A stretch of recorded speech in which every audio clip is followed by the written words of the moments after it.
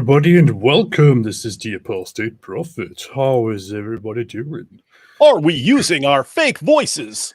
Oh, yes, Who absolutely. uses fake voices like these? Is these like newscaster voices? Newscasters like us. What's up, David? How you doing? Yo, hey, how's it going? Oh, good. What's I don't know, just hanging out. I just recorded a video. You did? Like right before I went live, I recorded a video. What's it about? So I was making fun of atheism pretty hard. Atheism. So get ready to cry. I should put you in the front with like tears running down your face or something. How dare you? No, I was talking about Bill Maher. Well, I guess everyone's going to see it, but I was talking about Bill Maher. I took these clips and he's talking about and the new generation's becoming atheists. And I mean, this is the first generation that's more that's minority Christian. He's talking about it's great. And there's all these other clips where he's talking about this new generation is the dumbest, most gullible generation that's ever lived. It's like, wait a minute. Okay. What the heck? That's funny. How are you not? I have to give you that. That's funny. How are you not putting these things together? So anyway, I went ahead and put them together since Bill couldn't figure it out. Anyway, I have to give you that. That is funny. Didn't he? He just started a. I guess it's not just. He started that like a year ago or so. He started a new podcast where he's just sitting there and. Yeah, Club Random. Yeah, getting high and drinking. Yeah, he sits there smoking weed and then talking to like Jordan Peterson and stuff. Which I mean, it's like a funny idea. I'm not going to do it, but it's a funny idea, right? It's a funny idea. Like sitting there smoking weed and drinking and having conversations about philosophy and psychology and all this stuff.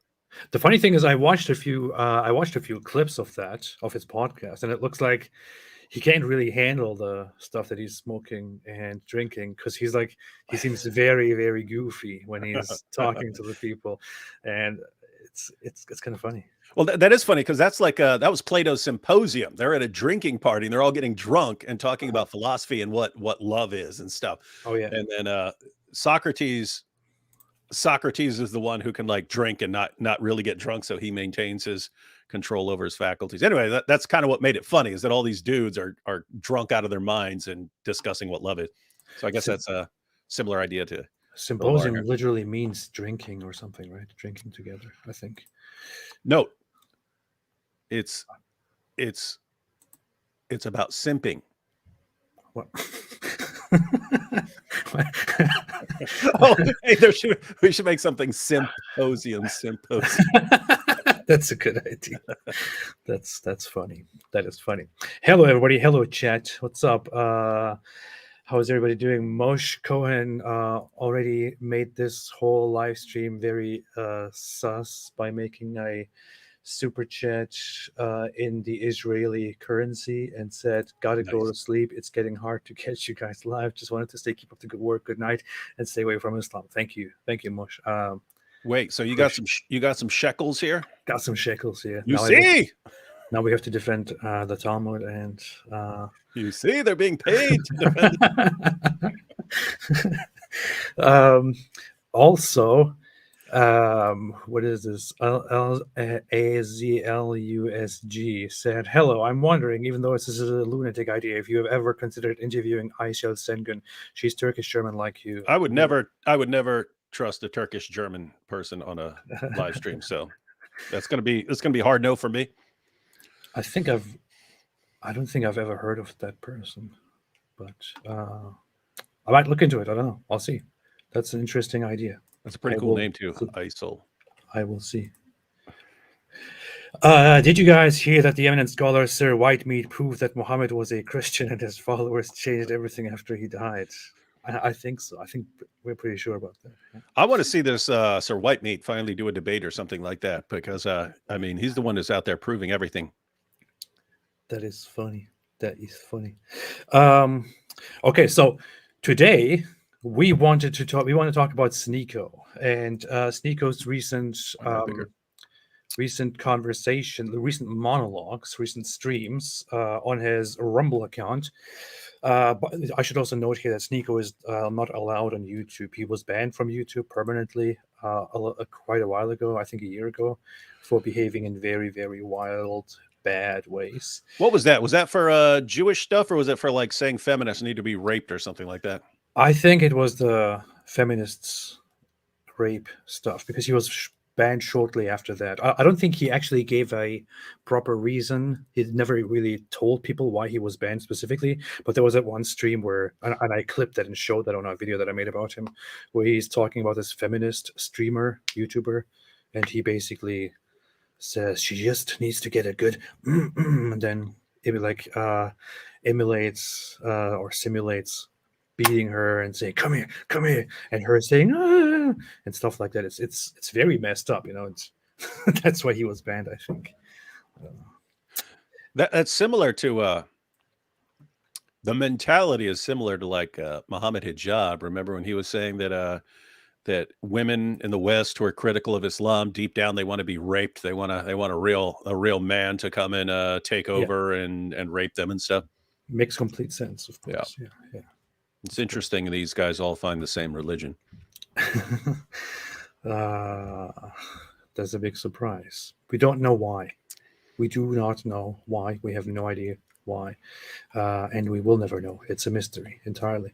So recently, SNEAKO made a stream where he was reviewing stuff that is completely unrelated to Islam. Actually, he was reviewing some documentary from Alex Jones and reacting to it.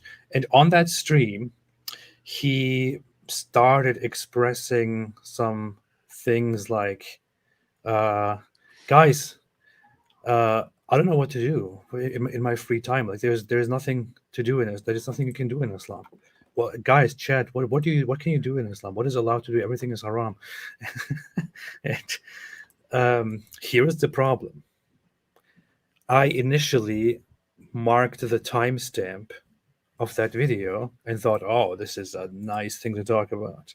Very nice thing to talk about. And then you messaged me and said, hey, there's this awesome clip we can respond to. And you set up the live stream. This live stream, we're going to actually go through SNEAKO's complaints about there being nothing to do in Islam and how he has nothing to do now. And so we're going to do that. And then what happens? And then what happened? Then I'm like, okay, I saved the link, I saved the timestamp. Now let me go to that video and have a look at specifically which part of it we want to talk about, because it was very, very good. And then I go on it, I click the link, and I see this. Restricted. Wait. Now, hey, I'm wondering about the timing here.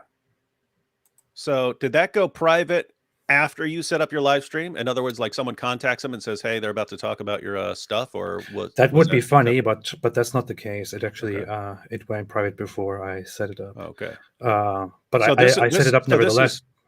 Yeah, go ahead. Oh, so I'm just saying, so this is probably like people watched it and complained to him. It wasn't about us, we're going to talk about it or anything. It was just, hey, dude, you're talking about how you got nothing to do now because there's nothing to do in Islam that you're allowed to do, that you like doing. You're not allowed to do anything that you like doing.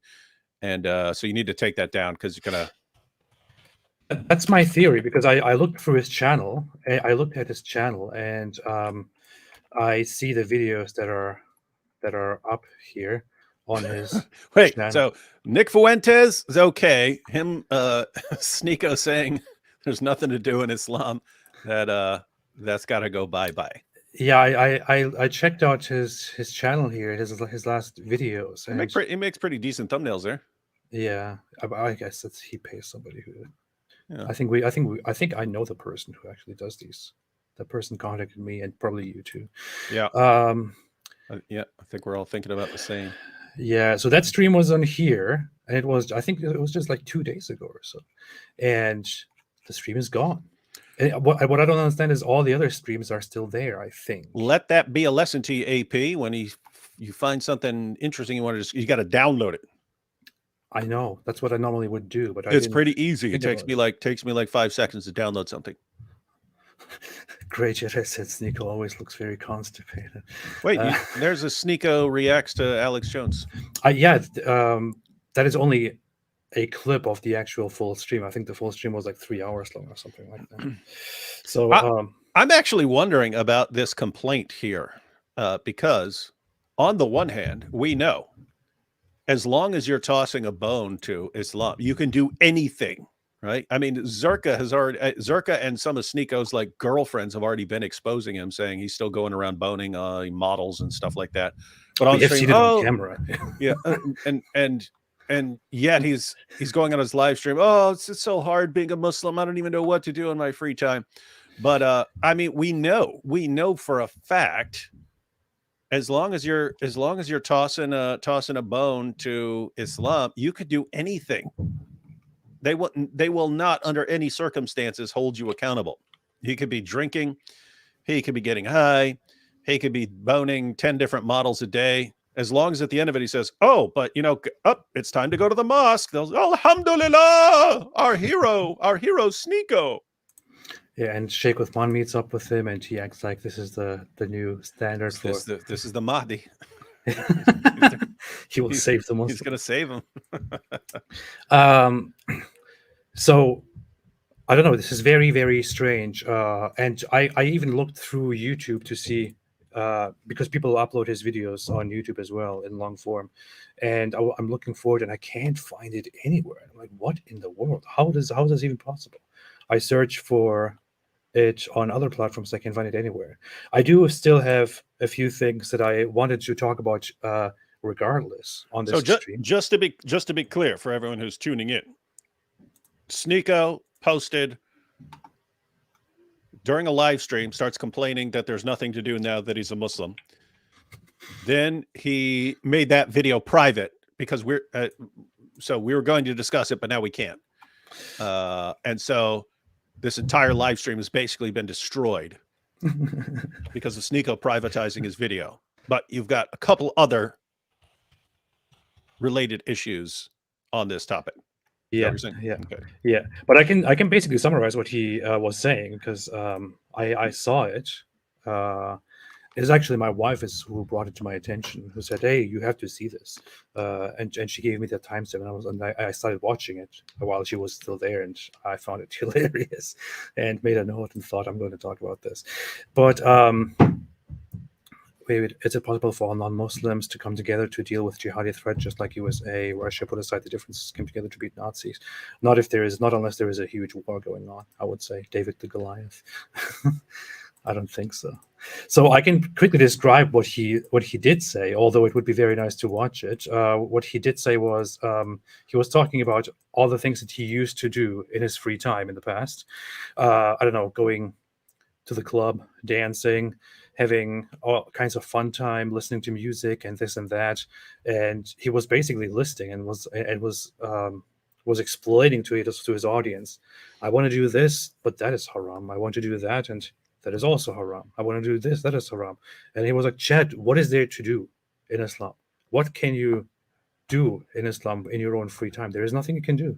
What am I supposed to do? Everything is haram. Even I don't play games. It's very simple. If you're in a place like Pakistan, you go around burning churches down, and if you're in the West, you can run around complaining to be a victim.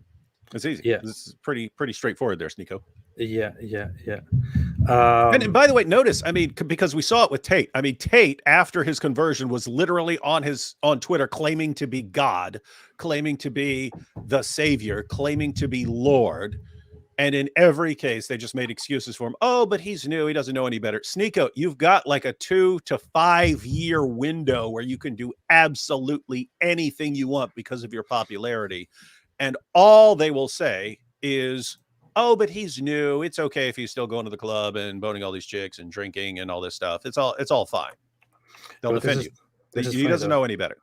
While I was looking for that, I saw a few other things that he did, and this is kind of funny. And I thought, man, I'm kind of entertained by this guy.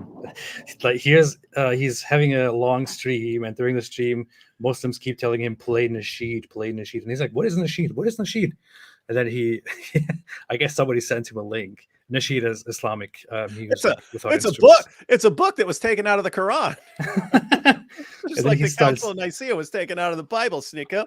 He starts listening to it, and he has this very fun reaction to it, and he's trying to act like he's very touched by it. But let's just look at that for a second. Wait a minute, did I share my? I bet I didn't share my sound, right? Okay, let's see. Share system audio. Okay, here. Real quick, I'm gonna go back to comedy. It sounds like the Chipmunks doing a nasheed. We're the Chipmunks. Look at his face. What is that? What's up with? I mean, what is that though? That sounds. I mean, I've heard way cooler ones than that. I know this sounds horrible. And the lower voice ones are better.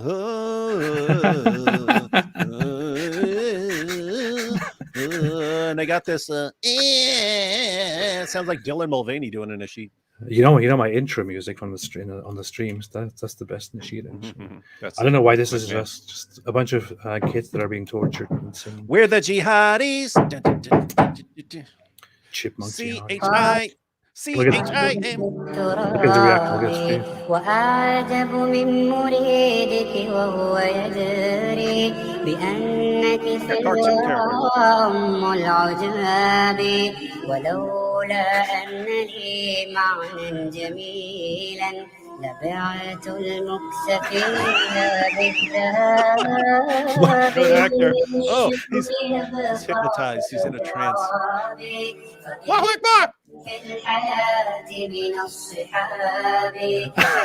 What is he doing? It's like so obviously fake. Oh, okay. Hey, go ahead and play it. I can do that. I can do that too.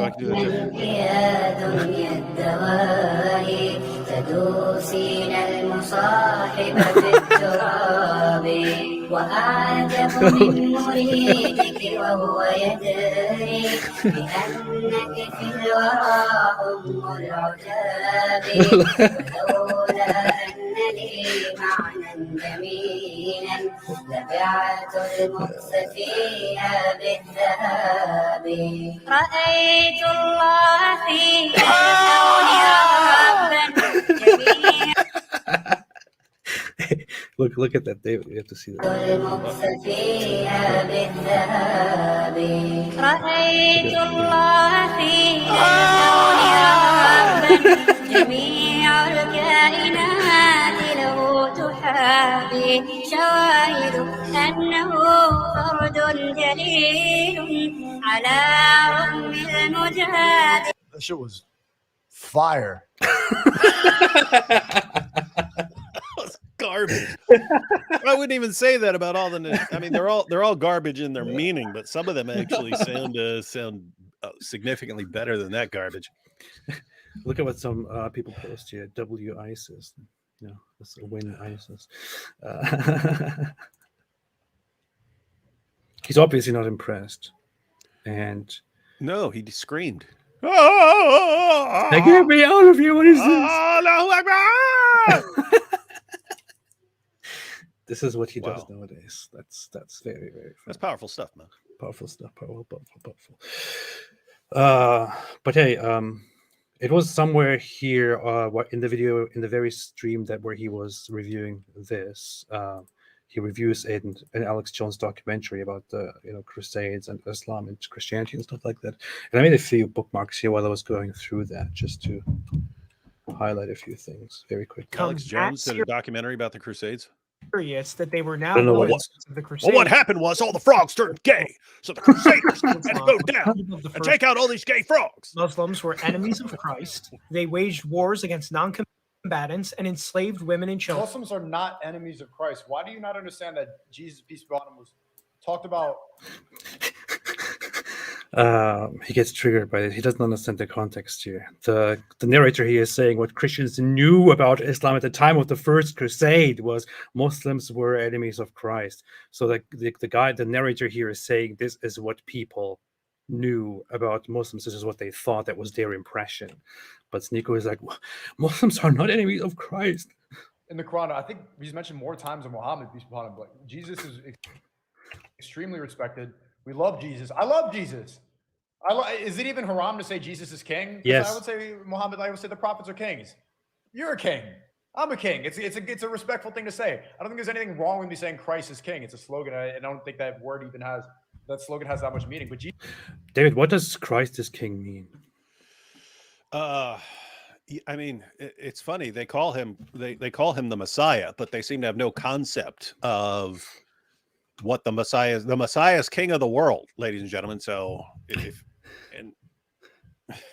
I don't know what to do when Islam gives him the title of the Messiah. So he's the anointed king of Israel and of the world. And these guys are going along with it, not realizing what they're saying. Yeah. Jesus is king right now. King of kings. But this guy is saying it, but he doesn't. He just gives a modern slang twist to it, like a cool twist to it. It was like, hey, yeah, Jesus is king. Yeah, because he said that. I He can said still that. say it. He said that in at Nick Fuentes rally. He got up and said, "Christ is king." And then all the gripers cheered. Maybe a Sheikh Uthman or some other Muslims should sit down with him and explain to him why that is a little bit problematic. But of course, their focus is just on applauding him and presenting him as the new face of Islam, so that more people like him can become Muslims. And they still don't understand the issue of what are you talking about? We believe in Jesus. We believe in Jesus. We love Jesus, and so on. But it's like this completely, like, it's false. No matter how their view of Jesus is completely wrong. No matter how you look at it. If you just go with what the texts say, then they are obviously not respecting Jesus because they're disrespecting what he said. Or if you just go with like the historical Jesus, even from an atheistic or agnostic perspective, it still doesn't line up with Islam. You can look at this any way you want. You can go to any source on Jesus you want. It does not line up with Islam.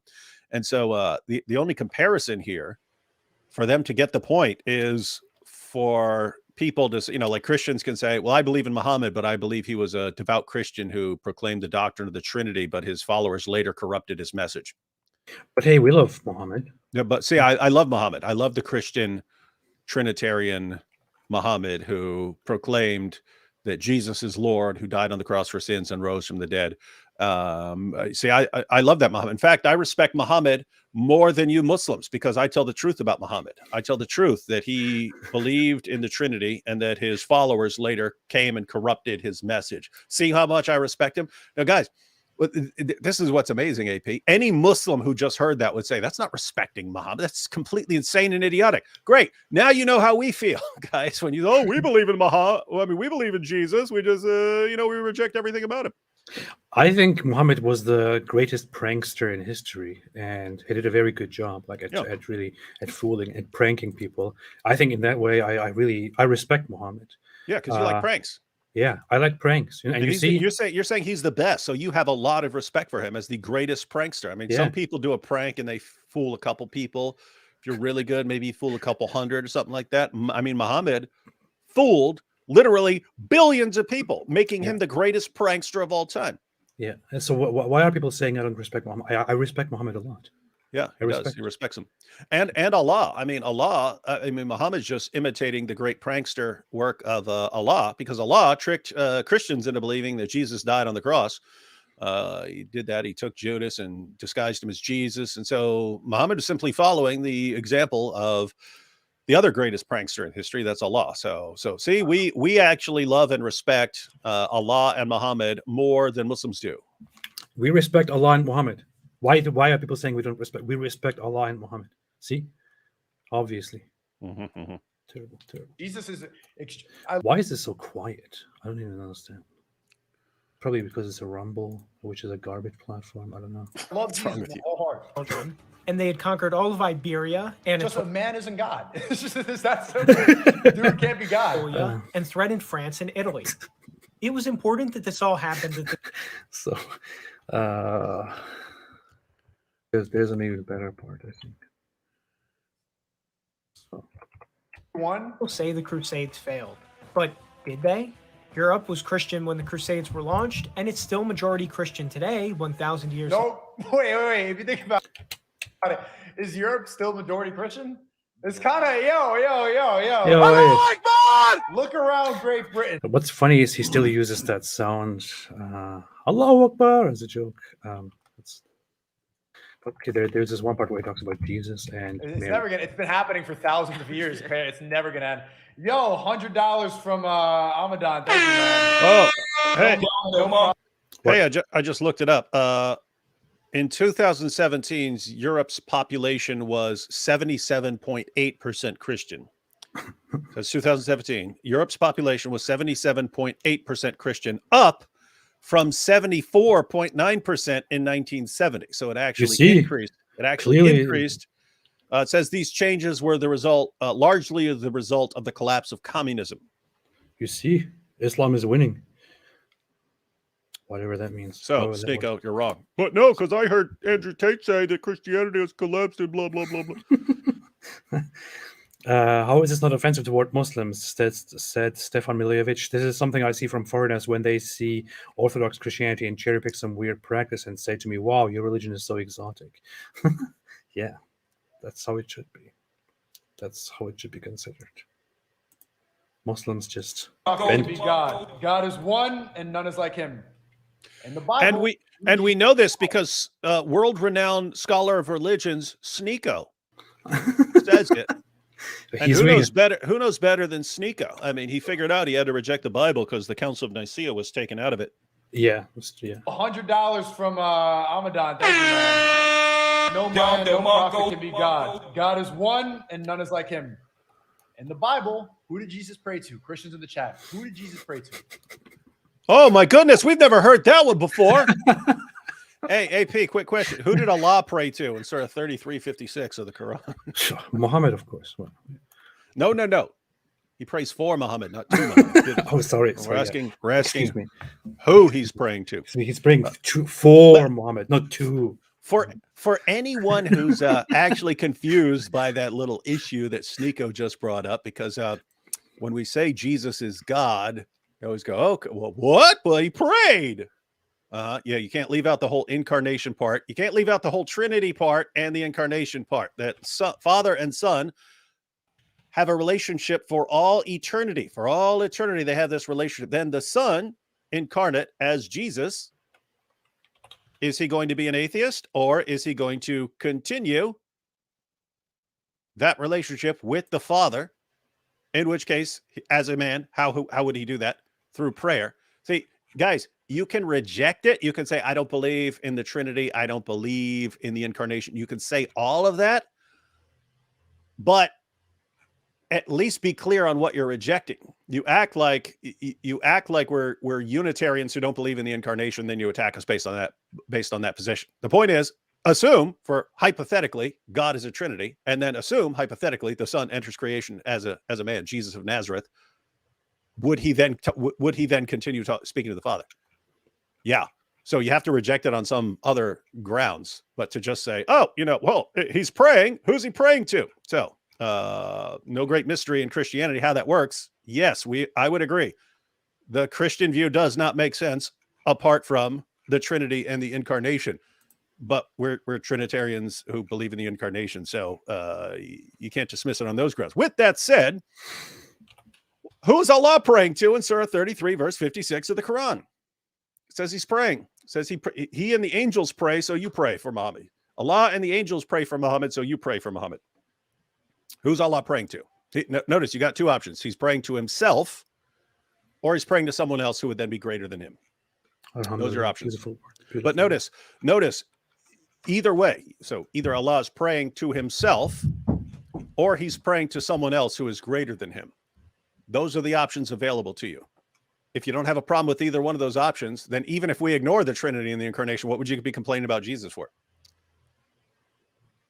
Because that's what you say about Jesus. Oh, he's praying. Is he praying to himself, or is he praying to someone else? My goodness, man. It's not like this. It's like they build the confusion into their claims rather than act. And this goes right back to Islam. I mean, keep in mind, the Allah of the Quran doesn't understand what Christians believe any better than SNEAKO does. Allah does not understand Christianity better than SNEAKO, who knows absolutely nothing. Oh, you have to. You should wait and see what he says next about that. Well, I'm just finding that interesting because we're sitting there thinking, this is so stupid. I know, but I'm thinking Allah in the Quran actually knows less about Christianity than SNEAKO does. Right? Like, Muslims, your God does not rise to the level of SNEAKO in his knowledge of other religions. Hold that thought. Look at this. One God. Sounds like Jesus was a Muslim. MashaAllah. God is one and there's none like him. God is unimaginable and cannot be compared to anything. We should all believe in that God. Plain and simple. We love Jesus, Moses, Muhammad. Peace be upon all of them. And Abraham. Wait. Very simple. It's very simple. As long as you ignore everything. Just look, go with God. Look what he's going to say now. Prayed like a Muslim. Look. Yeah, like God prayed to himself. You realize, but like, it just makes no sense. If Jesus is God, imagine God, imagine God. Please, can my family, bro, what? So wait, Jesus is the son of God, right? No, I mean, that's what Christians believe. But in Islam, how could look at his reasoning now? I'm looking at the comments. Allahu Akbar, oh, so great, it's so great. Yeah, I love it. You're almost as ignorant as our God is. But he's going to give a reason now, and I want you to hear that reason. Going to be good. Jesus be the sole son of God without a mother? Who's the mother of God? If God is the father of Jesus, who's the mom? You're asking the wrong person. You see what I'm saying? Like, it doesn't make any sense. Where did you hear that before, that argument, David? Jesus is a person, was a person like all the other people. And of course, he was a prophet. And like, how is no one pointing out? Okay, guys, so you have the Quran.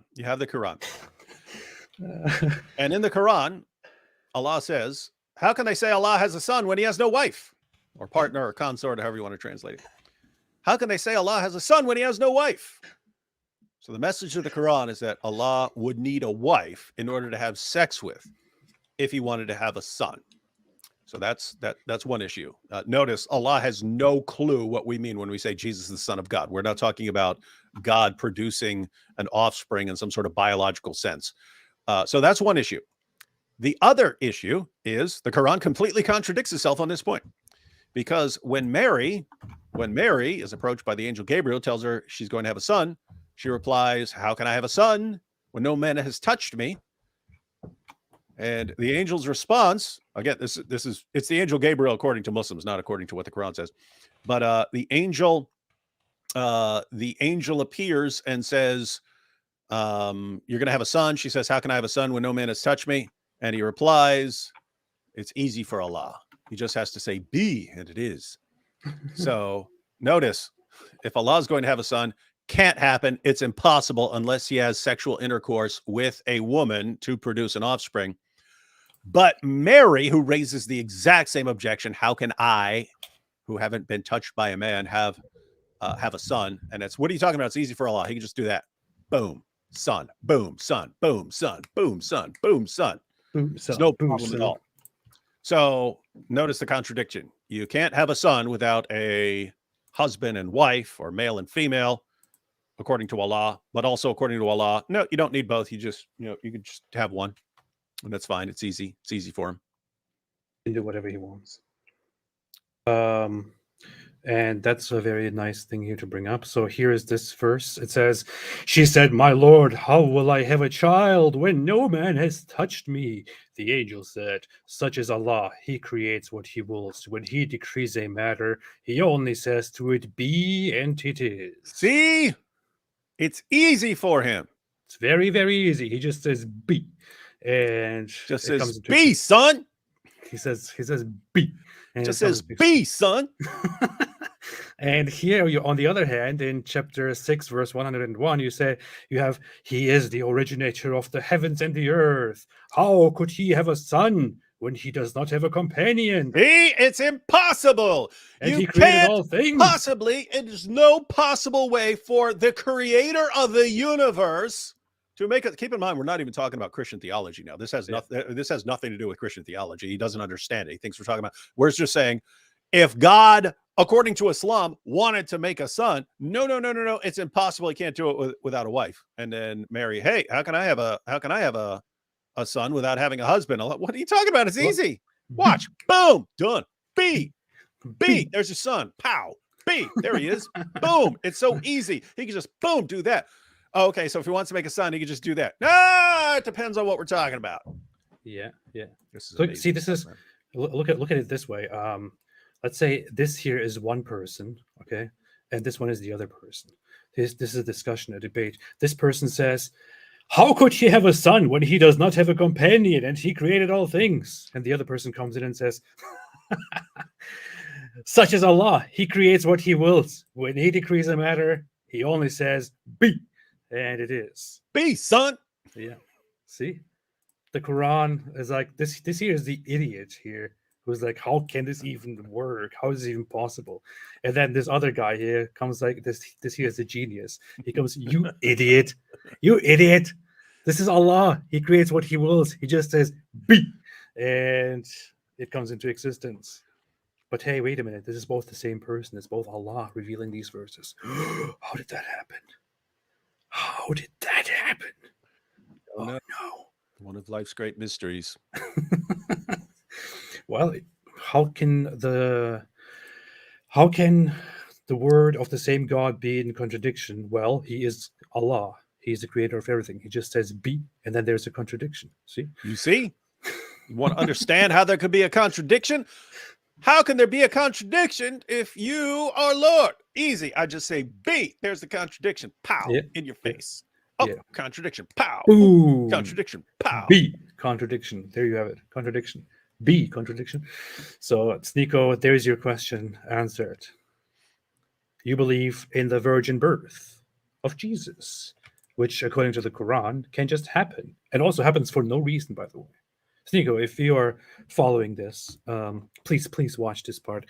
You should probably understand. You should understand one thing. There is no reason why Jesus would be born from a virgin. There is no reason to it at all. The whole point of that is, in Christianity, is that this is the sign that he is the Son of God. Why is Jesus the only person in Islam who is born of a virgin? Why? The real Maskriz says, so Allah has self-esteem issues. That made it kind of funny. Like if you're asking Allah why he can't have a son, and he's like, well, I'm old and I don't have any Viagra, right? Notice that would make us saying, oh, I'm old and I don't have any Viagra would make as much sense as, I can't. I don't have a wife. I don't have a companion. I don't have a companion. How could I possibly have a child? How could I have a son if nobody wants to go out with me? Do people not understand how insane that is? Like, this is Allah, the creator, who can create anything. And no, he can't, but he can't do that.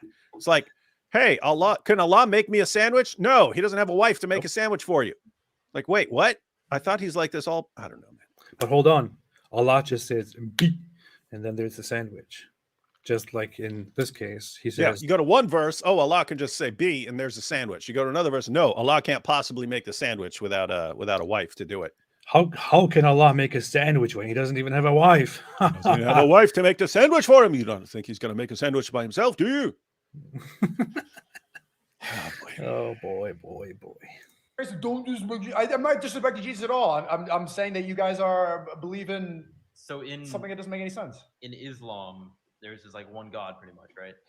And there's no like son of gods or like what's the structure? No, nobody is. There's no children of God. God didn't have children. God didn't have children. When people are saying Mary, a lot of you guys disagree about that. And also, one thing that you guys need to disagree about: why Catholics you pray to a woman?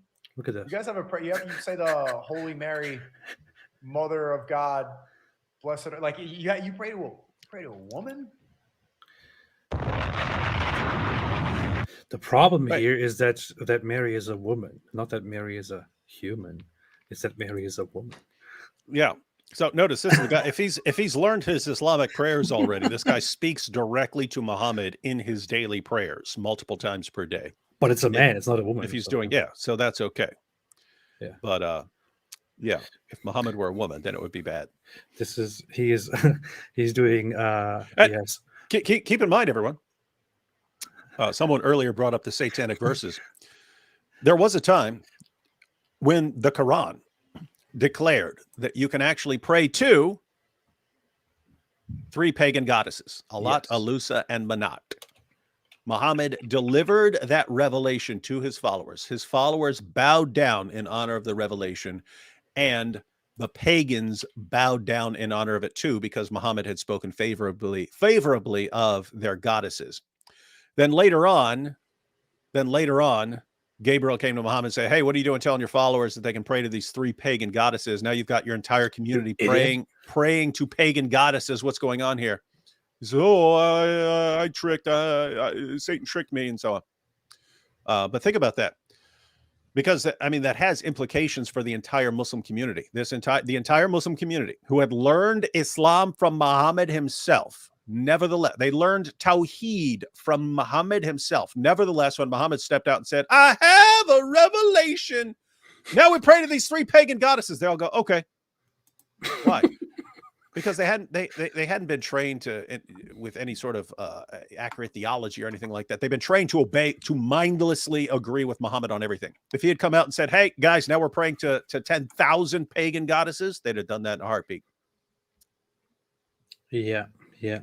And if Muhammad hadn't come back later on and said, "Oops, the devil made me do it," they'd still be praying to those 3 pagan goddesses, simultaneously claiming that it's all pure oneness in Islam. Because that's what they do, right? Yeah, it was in chapter 53, verses 19 and 20, and further on, where, according to the early sources, Muhammad recited, "Have you considered Al-Lat and Al-Uzza and Al-Manat, the other one, the third? Those are intercessors, that you can hope for, that you can basically pray to." But then later, Jibreel comes like, "Muhammad, what are you doing? I didn't tell you that. That was Satan." And Muhammad is like, "Oh, okay. So what are the real verses then?" And he's like, "No, you have to say, is it for you the males and for him the females?" There are so many interesting issues involved in that. So, I already pointed out like how Muslims had been trained and conditioned to just mindlessly accept anything Muhammad says, even if he completely contradicts his own revelations, and they would just accept it. But then notice, according to the story, Muhammad could not tell the difference between a revelation from God and a revelation from Satan. He couldn't tell the difference. And look at this beautiful reasoning here, which is very close to SNEAKO. "So have you considered Al-Lat and Al-Uzza and Manat, the third, the other one?" Allegedly, according to the early Muslims, which was later only contested, here was another verse that said they are, exalted. These are the exalted cranes whose intercession is to be hoped for. But then Jibreel came in and was like, no, that wasn't me. That was Satan. Shut it down. That was Satan. Don't you know the difference between me and Satan? No. And Muhammad was like, "You both look the same. You look exactly the same. How am I supposed to tell the difference between you?" So I'm Allah's greatest prophet, but I can't tell if I have the angel Gabriel over here and I have Satan over here. I don't know which one's which. It's exactly the same to me. And then he's like, "Oh, now I have to give them the proper verses." They don't care anyway. They just eat up whatever I say. So yeah, instead of that, let's just do this then. "Is the male for you and for him the female? Then that then is an unjust division." Those are just names that you named, you and your forefathers. Allah sent down no such authority. But what's funny here is the reasoning. "Is the male for you and for him the female?" Since these are supposed to be the daughters. Wait, yeah, what? I got to have daughters and not sons? You guys get the sons and throw out your daughters, but I get daughters? Huh? That's very unjust. Why do you have sons and I have daughters? that is Allah's reasoning. It's like, why are you ascribing daughters to me? Why do you have sons and I have daughters? Isn't this unjust? There are all kinds of other issues here as well. So like for the first 2 centuries of Islam, first century and a half to 2 centuries, this was taken as a fact, right? This was taken as a fact. Like everyone knew this. Then what happened is the theology changed, because Muslims had a doctrine called Ismat al-Anbiya. That's Allah's protection of the prophets. And originally, what the doctrine of Allah's protection of the prophets meant was that Allah would protect a true prophet from persisting in any sort of major sin. And shirk is definitely a major sin. So Allah would not allow a true prophet to persist in a sin like shirk. He would take him out of it. So notice, this story fit perfectly with that. This story fit perfectly with that. Like Muhammad promotes polytheism. He tells his followers that they can pray to these pagan goddesses and so on. He's promoting shirk, the worst possible sin. But Allah takes him out of that. He gets him out of it. So that fit perfectly. Eventually, their theology changed. Their doctrine changed because it was evolving. Their doctrine changed to Allah will protect his true prophets from committing any sort of major sin. And once you've declared that Allah will protect your prophet from any major sin, you obviously can't have your prophet delivering verses from the devil, convincing people to pray to pagan goddesses. So they started scrubbing it from their sources. And so you see how, I mean, they literally rewrite the history of their prophet based on their evolving theology and theological conflict. So they rewrote the history of Muhammad to do away with that story. And the one final additional problem, I mean, there are more, but another big one is that Muhammad eventually replaces this with things that are every bit as pagan, but they just don't see it. So notice the idea that the Alat, Alus, and Manat are these exalted cranes whose intercession is to be hoped for, is that, you know, we read in the Muslim sources that Allah has to lower down to the nearest heaven and stuff to hear people's prayers and so on. The idea of Allah, Alus, and Manat, they would carry your prayers up to Allah. So that's why they're intercessors. They intercede for you with Allah. So they're these like bird goddesses. That's why they're called exalted cranes. But notice in the Hadith, Muhammad says the same thing about chapters of the Quran. He describes these chapters of the Quran as flocks of birds who intercede for you with Allah. So notice, I mean, any Muslim right now, if you said, hey, would Alat, Alus, and Manat be a bunch of pagan nonsense? Would that be pagan if you had Alat, Alus, and Manat, these three bird deities interceding with Allah for you? Would that be pagan? Oh, yes, that would be pagan. That would be associating partners with Allah. Okay. Well, what if it's chapters of the Quran that are conscious, that have their own personalities and memories, that have their own cognitive abilities, they're personal agents? What if they're actually flocks of birds that are interceding for you on your behalf with Allah? Is that pagan? No, it's not. That's pure monotheism. It's interesting. It's like Muhammad takes all of the elements of paganism of his time and he just gives them, he inserts himself in there. He inserts the black stone in there. He inserts chapters of the Quran in there. It's like replacement paganism. It's every element that you had in paganism. He gives you an Islamic substitute that does the exact same thing, but it's somehow pure monotheism when he says it. Yeah. I don't know why there are a bunch of SNEAKO fans in the chat. It's very interesting.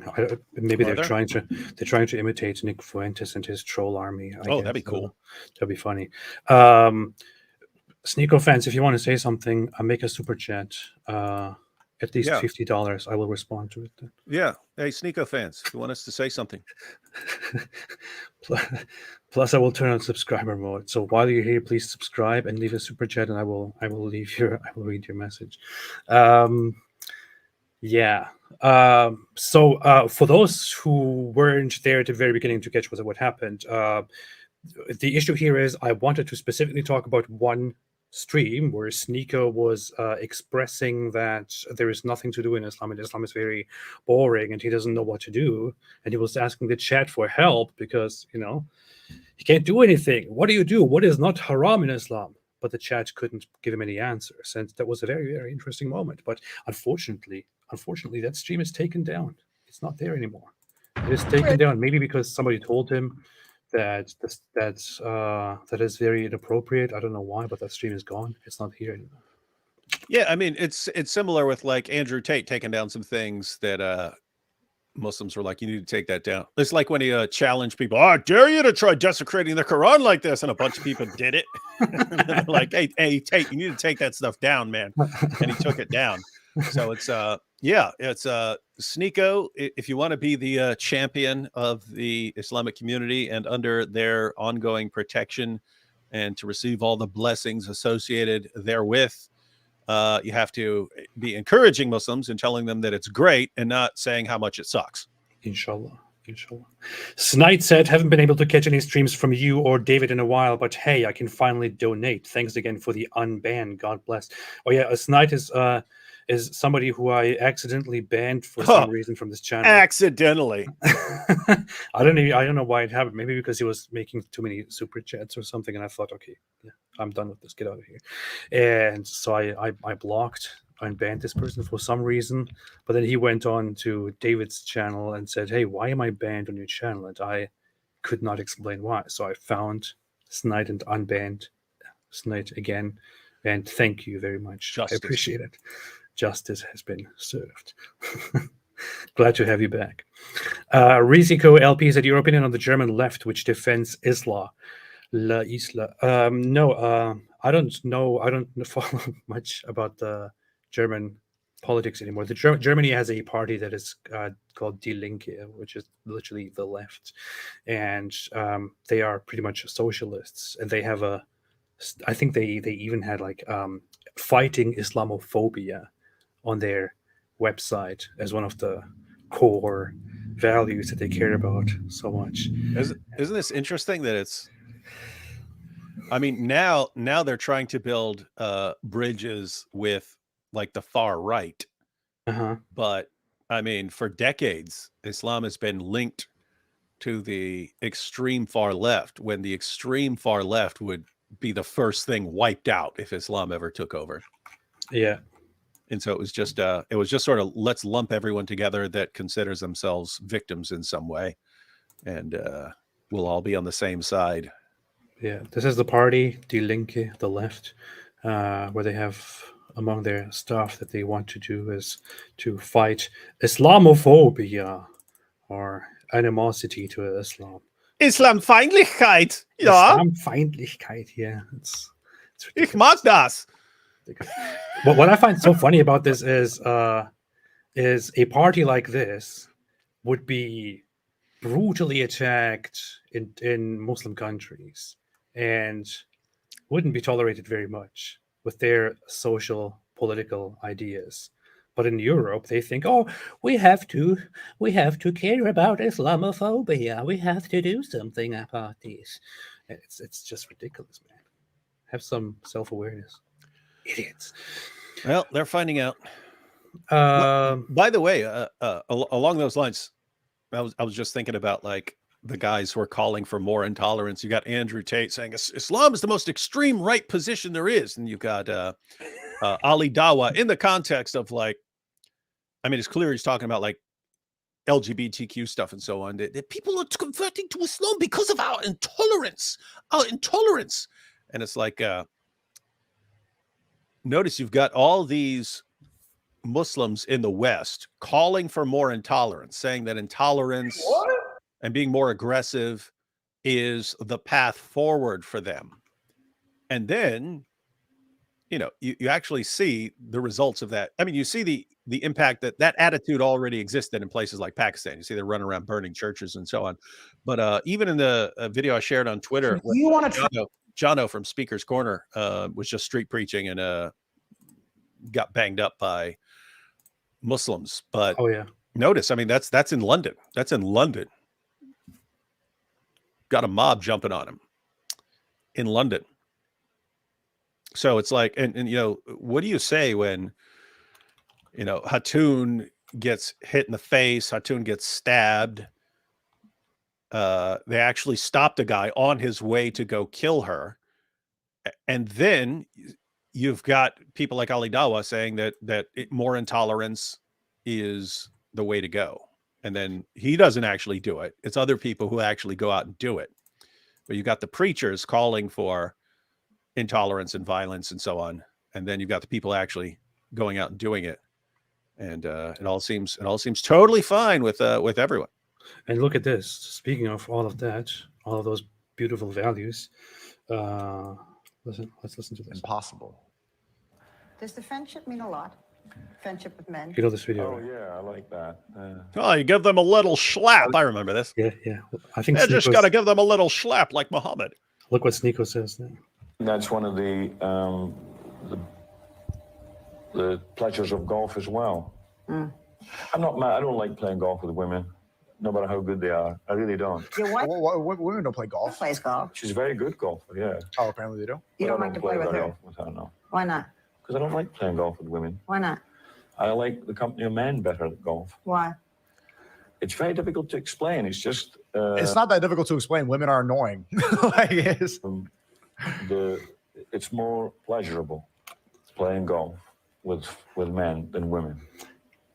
Years ago, you did an interview, which may come back to haunt you. where he said that he wants to slap women, right? You know what I'm going to say, right? No. Okay. You did an interview want in to which you slap said, women. not the worst thing to slap a woman now and then. As I remember you. Based? Wait, Chad. No. Everybody's going to spam W domestic violence. Come on.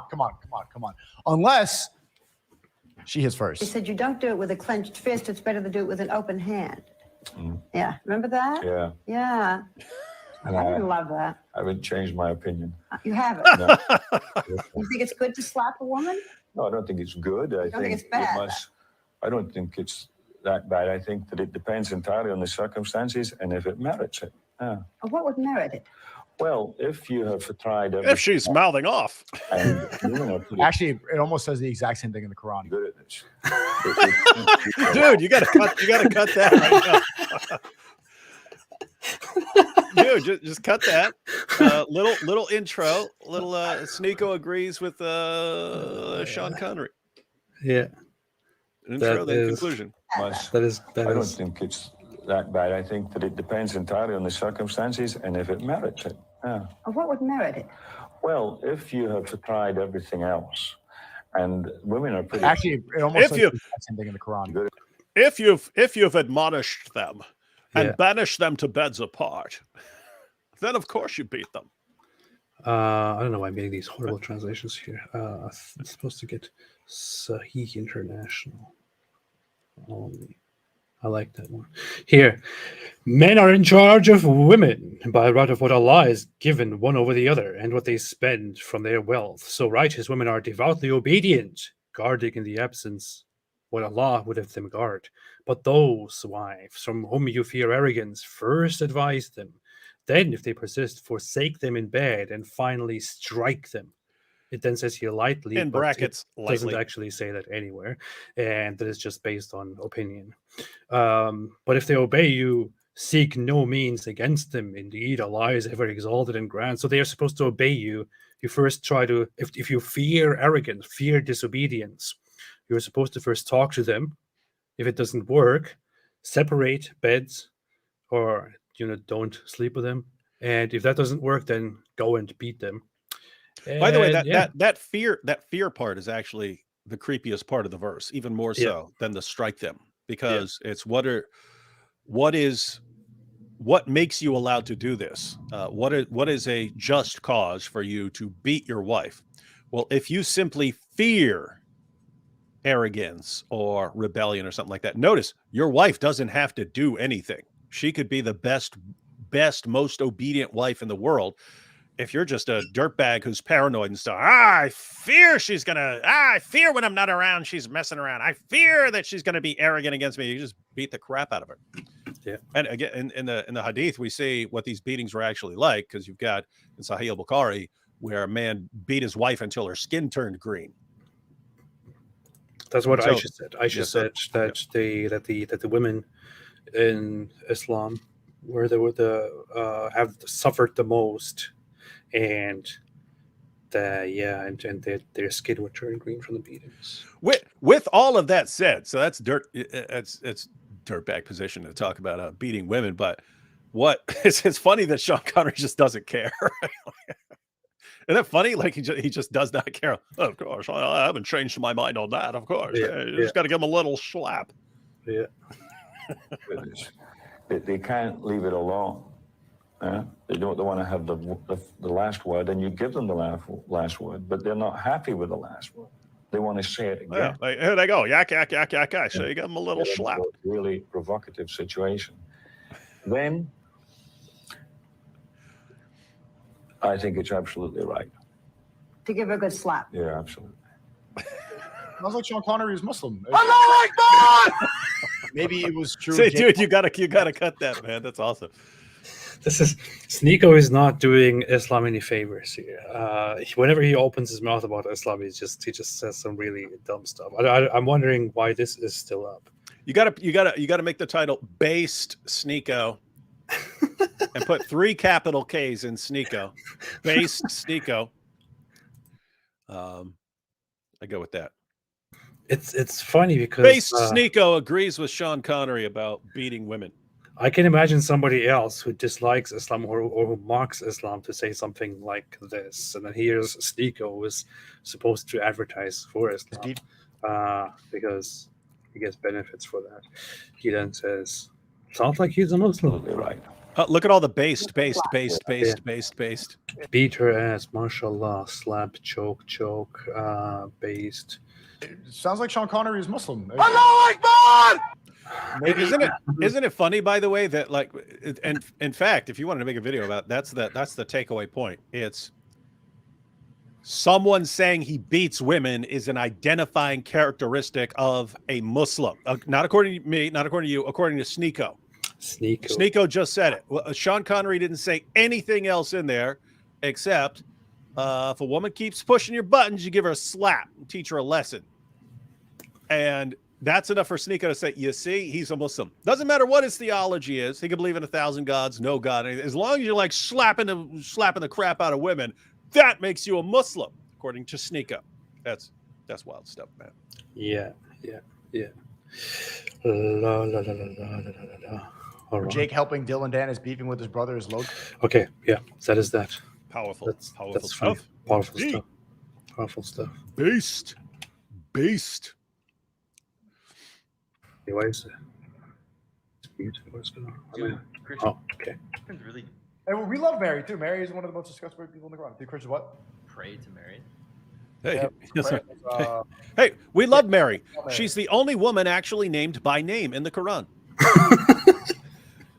What an honor. No other woman is even named. It's always so-and-so's wife. But here, we actually have her name. That shows you how important she is.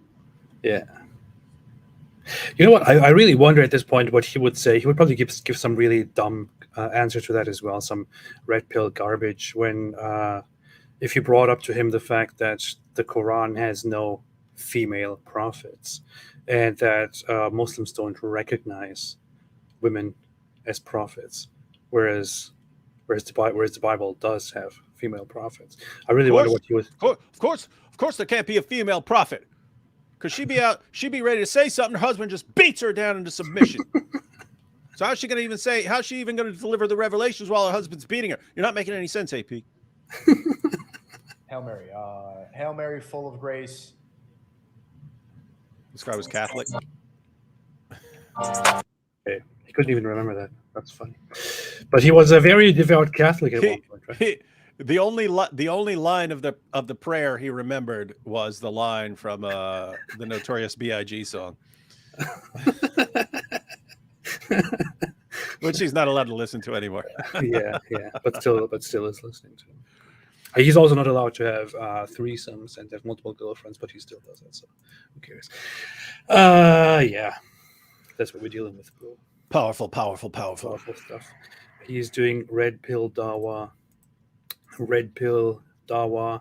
where he dismisses Catholicism because Mary is a woman, and that you can't have that. It's just ridiculous, man. Boy, have you talked about the Sunni Shia split? I mean, it seems obvious to me that the Shia are in the right, or maybe I just read Shia sources. Excuse me, lucid doggo, but even as an ex-Muslim and as a very, very, very anti-Islam person here, who is mostly against the Sunni way of thinking, I have to say Shia is definitely not in the right. I have to take a side here. I think the Shia position is pretty dumb.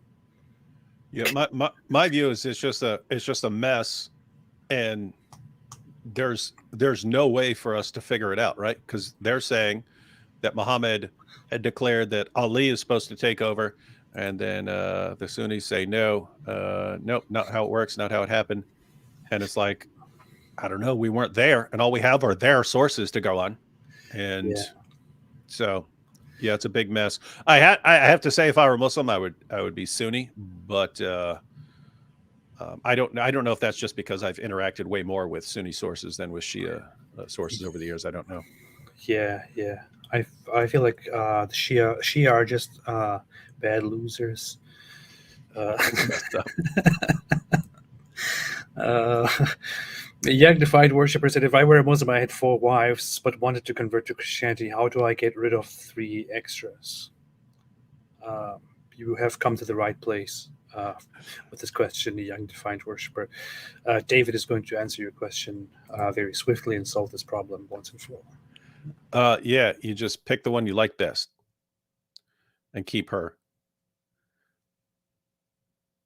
You continue. Yeah. So, I mean, were all these wives Muslims? Because they're not going to be allowed to marry you, be married to you once you convert anyway. Yes. They heard it. The greatest problem in the universe has been solved. There you have it. Here by Dr. David Wood. Thank you, young defiant worshipper, for making this possible. Stop Scamming Man said, Muslim apologists insist humanity is naturally inclined to monotheism. If it was so, we shouldn't see so many civilizations which were polytheists. Also, check how easily tempted by paganism Abraham was. Quran 6:74-78. Now, hold on, Stop Scamming Man. You have David Wood here. We'll probably say the same thing. So you don't want to start a fight, right? I've heard, but I haven't done the research on there. But I've heard that there are lots of like what they call these, these, what do they call them? They're tribes, unreached tribes, like untouched tribes, something like that. And I've heard that they do tend towards monotheism when they find them and so on. But you're right, there's tons of polytheism down through history, and so. Yeah, the Muslim apologists like Ali Dawa, especially when they're claiming this guy declared. Who was that guy? You remember who that was? I forgot that guy's name. I forgot his name, but I looked into his research, and he doesn't say anything like that at all. Yeah, we actually did it. So you got Ali Dawa running around telling all his fans, because this guy has found that the children they believe in one God, and not the Trinity, one, absolutely one. That's what they believe in as little babies and so on. And we looked it up, and it's like, no, that's not what he said at all. There's no. What do you do? What do you do when the proponents of an ideology believe that they're allowed to just make stuff up with no repercussions, and their people never, ever, ever, ever hold them accountable? If I made something up like that and I started using it in my videos, I would get called out by Christians way before I got called out by atheists, way before I got called out by Muslims or anyone else. And I know this from experience. I've said stuff while live where I just make a mistake. So I'll give you an example. One day I was live on ABN or the Trinity channel or something like that. And I said, someone was talking about the Gospel of John and how we know what actually goes back to Jesus and so on. And I pointed out, I said, look, we have 5,800 Greek manuscripts of the Gospel of John. And so I went ahead with that. I started getting messages from Christians instantly. It's like, no, David, that's the total number of Greek manuscripts of any part of the New Testament. That's not just Gospel of John there. So the number of the manuscripts of the Gospel of John is fewer than the total number. But notice, it's like you make a mistake, they start correcting you. In Islam, it's just, hey, make up anything you want. And you can make mistakes, but you don't have to be making mistakes. You can just make things up and still be a champion of dawah. Yeah. I was just looking up what I did on that guy. So that researcher that they are referring to is Justin Barrett, who even here in this article, which highlights his findings, it says concluded that humans are naturally predisposed to believe in gods and an afterlife. It doesn't say one God. Plus, what he also says, this is very funny. Studies by Emily Reed Burdett and Justin Barrett from the University of Oxford suggest that children below the age of 5 find it easier to believe in some superhuman properties than to understand similar human limitations. Children were asked whether their mother would know the contents of a box in which she could not see. children aged 3 believed that their mother and God would always know the contents. But by the age of 4, children start to understand that their mothers are not all-seeing and all-knowing. However, children may continue to believe in all-seeing, all-knowing supernatural agents, such as a God or gods. So with their reasoning, with Alidawa's reasoning, and these people, should we now say, oh, look, this research from this big university, he said that children are predisposed to think that their parents are almighty and all-knowing. Therefore, this is a natural belief which we all should have. Yeah, and that's the bigger problem. That is the bigger problem than Alidawa completely just constantly making stuff up and getting everything wrong. The problem is like this completely inconsistent methodology where if these researchers, which is what Alidawa claimed, if these researchers concluded, if they somehow found that babies are born with an inclination to believe in one Unitarian deity, that's proof of Islam. That's why you should convert to Islam. This is amazing evidence. Okay, what if it's just children, they at first they believe something about their parents and then they, can apply that to other gods and so on. Does that mean you should believe these things? No, it's completely irrelevant. And there's somehow this constant filter that goes on for the Dawa guys. There could be 10,000 pieces of information in front of them. They will fixate on the one that sort of somewhat lines up, even if you need to twist it and distort it and take it completely out of context. If it somehow can fit in with Islam, they'll go to that one piece of information out of 10,000 and say, you see, this is the proof. What about all this other stuff? Nope, completely irrelevant. And it's just interesting stuff. Notice they're like that with Bible verses. So you can, read verse 1 completely. You go to a Bible verse, verse 1 completely contradicts Islam. Verse 2 completely contradicts Islam. Verse 3 completely contradicts Islam. You get up to verse 16. Oh, hey, this proves that Islam is true. And I don't know what to do with that. Yeah. But gladly, Alidawa here made a super chat and said, "Keep my name out your mouth, David. Keep my name out your mouth." It'll be funny if Alidawa was actually making that super chat here. Obviously, it's some fake account pretending to be Alidawa, but that's funny. James Smith said, "Did you see Fresh and Fit saying saving kids is great, but saving grown men is better?" I have not. I don't think I've ever seen Fresh and Fit at all. I think that's the one where they sit around with guys and girls with like Nick Fuentes and all these other guys. Is that the one? What they where do sit around with a bunch of girls? Yes, they have this large table. They invite a few guys, and then they invite all of these girls with big boobs and things like that. There who are like online. Who have their profiles on OnlyFans and Instagram and this and that, and then they put them all on the thumbnail to attract all the viewers, and then they want to make them look as dumb as possible. And if it turns out that one of those girls is actually very smart, then they kick her out. So it's one of those shows. That's actually really smart, right? So we'll just we're gonna have a conversation. We're gonna get all these OnlyFans girls on here to get viewers to watch, and we're gonna have our discussion, and then it works out for the girls because then the guys are going to their pages and stuff like that. Yeah. And that's smart.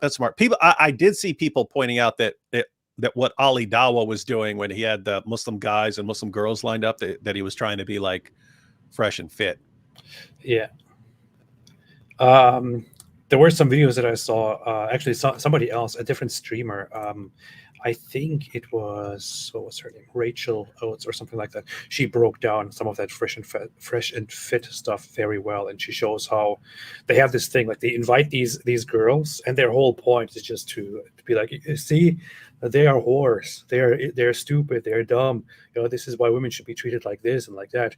And then when it turns out that they didn't really do their research very well, and one of those women doesn't fit their profile, and she actually starts arguing with them and turns out to be intelligent and makes them look dumb, then one of the hosts, Myron, and the others get angry and they kick them out. There are quite a few instances of them kicking out those girls after they argue back. Was Andrew Tate ever on there? Because yeah, he was. I feel like I've seen some. Just cannot recall what it was. So, like, I know I've seen pictures of Nick Fuentes in there.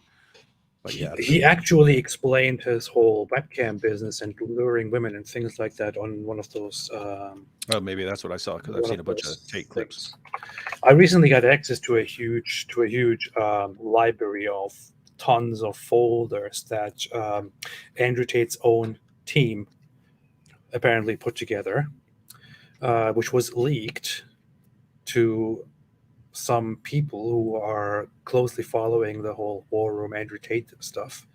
And I got access to that. I saw all of their clips. They have these folders named Matrix Agents, Defenders of Andrew Tate. They have a lot of unreleased stuff, released stuff. What's funny is they mention the streamer Destiny among the Matrix agents. I told Tim about that. He was very excited about that.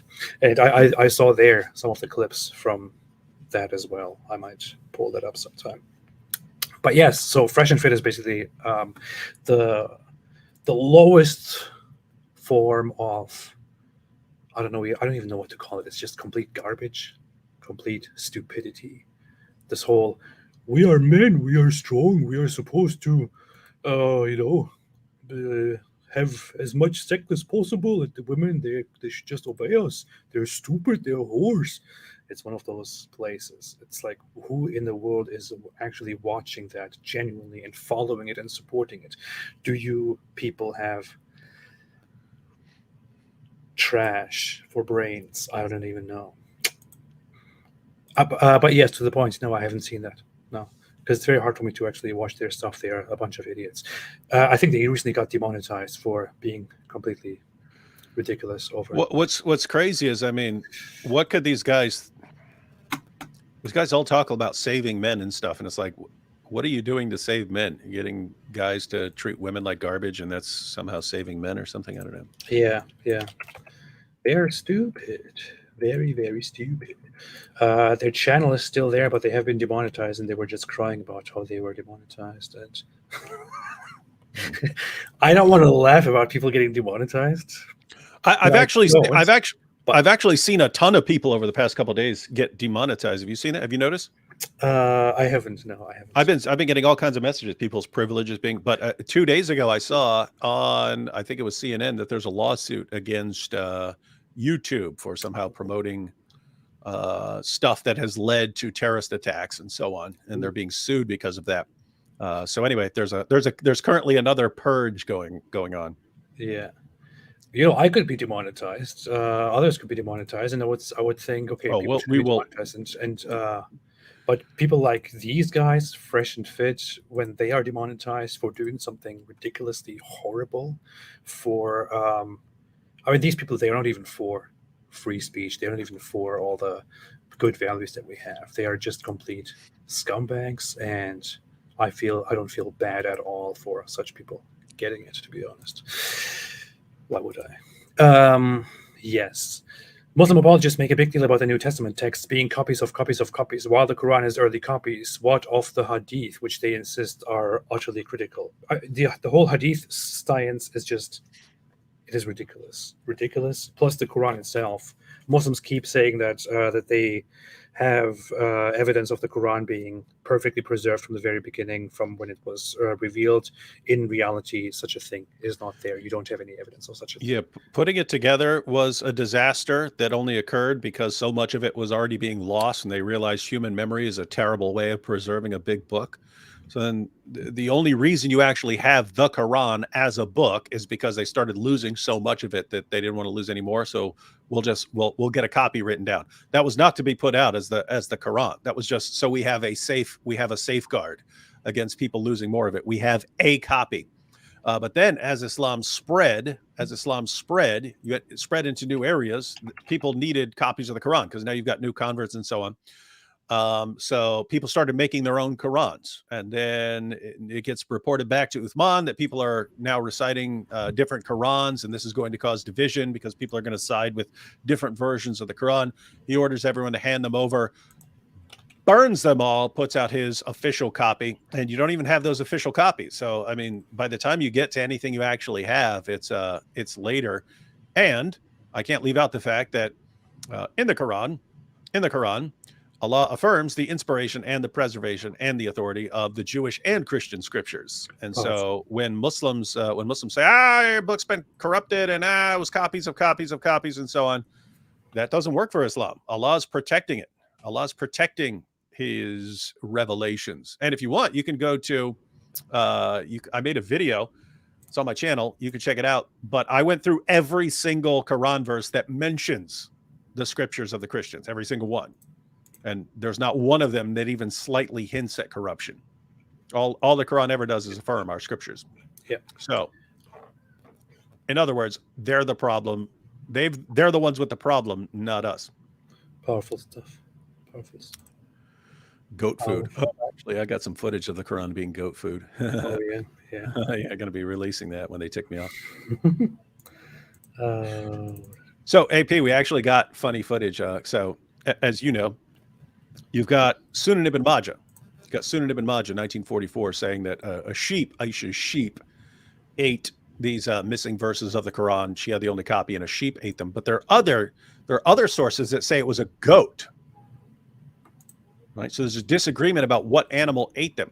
Well, we actually did the experiment, and it turns out a goat is way, way, way, way, way more likely in this scenario, because a goat was just way easier to get to eat the Quran, which you'll all be seeing soon as we record fun stuff. Anyway. That is very, very good footage. Very good stuff. It's going to be powerful. Powerful stuff.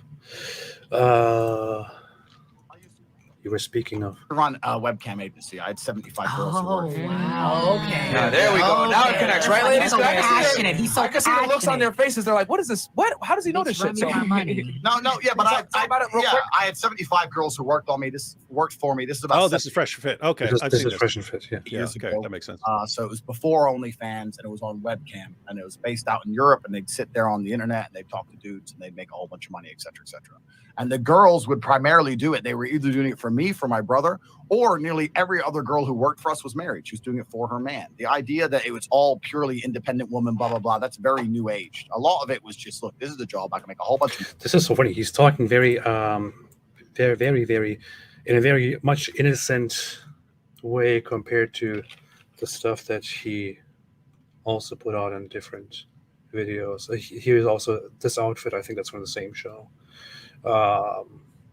Lots of videos where he talks about good stuff, and I have all of it together here, which was actually very conveniently put together by his own people and then leaked, and now I have it. Okay. Anyway, yeah, is SNEAKO the Mahdi? He definitely is. I would say, yeah, yes, no question. So I mean, it's him or Tate. It's one or the other. Tate is going to go to prison, so it's probably not it. Stefan Milevich said this is more fake than Logan Paul apology video. Oh, you mean the reaction of SNEAKO to it? SNEAKO's reaction.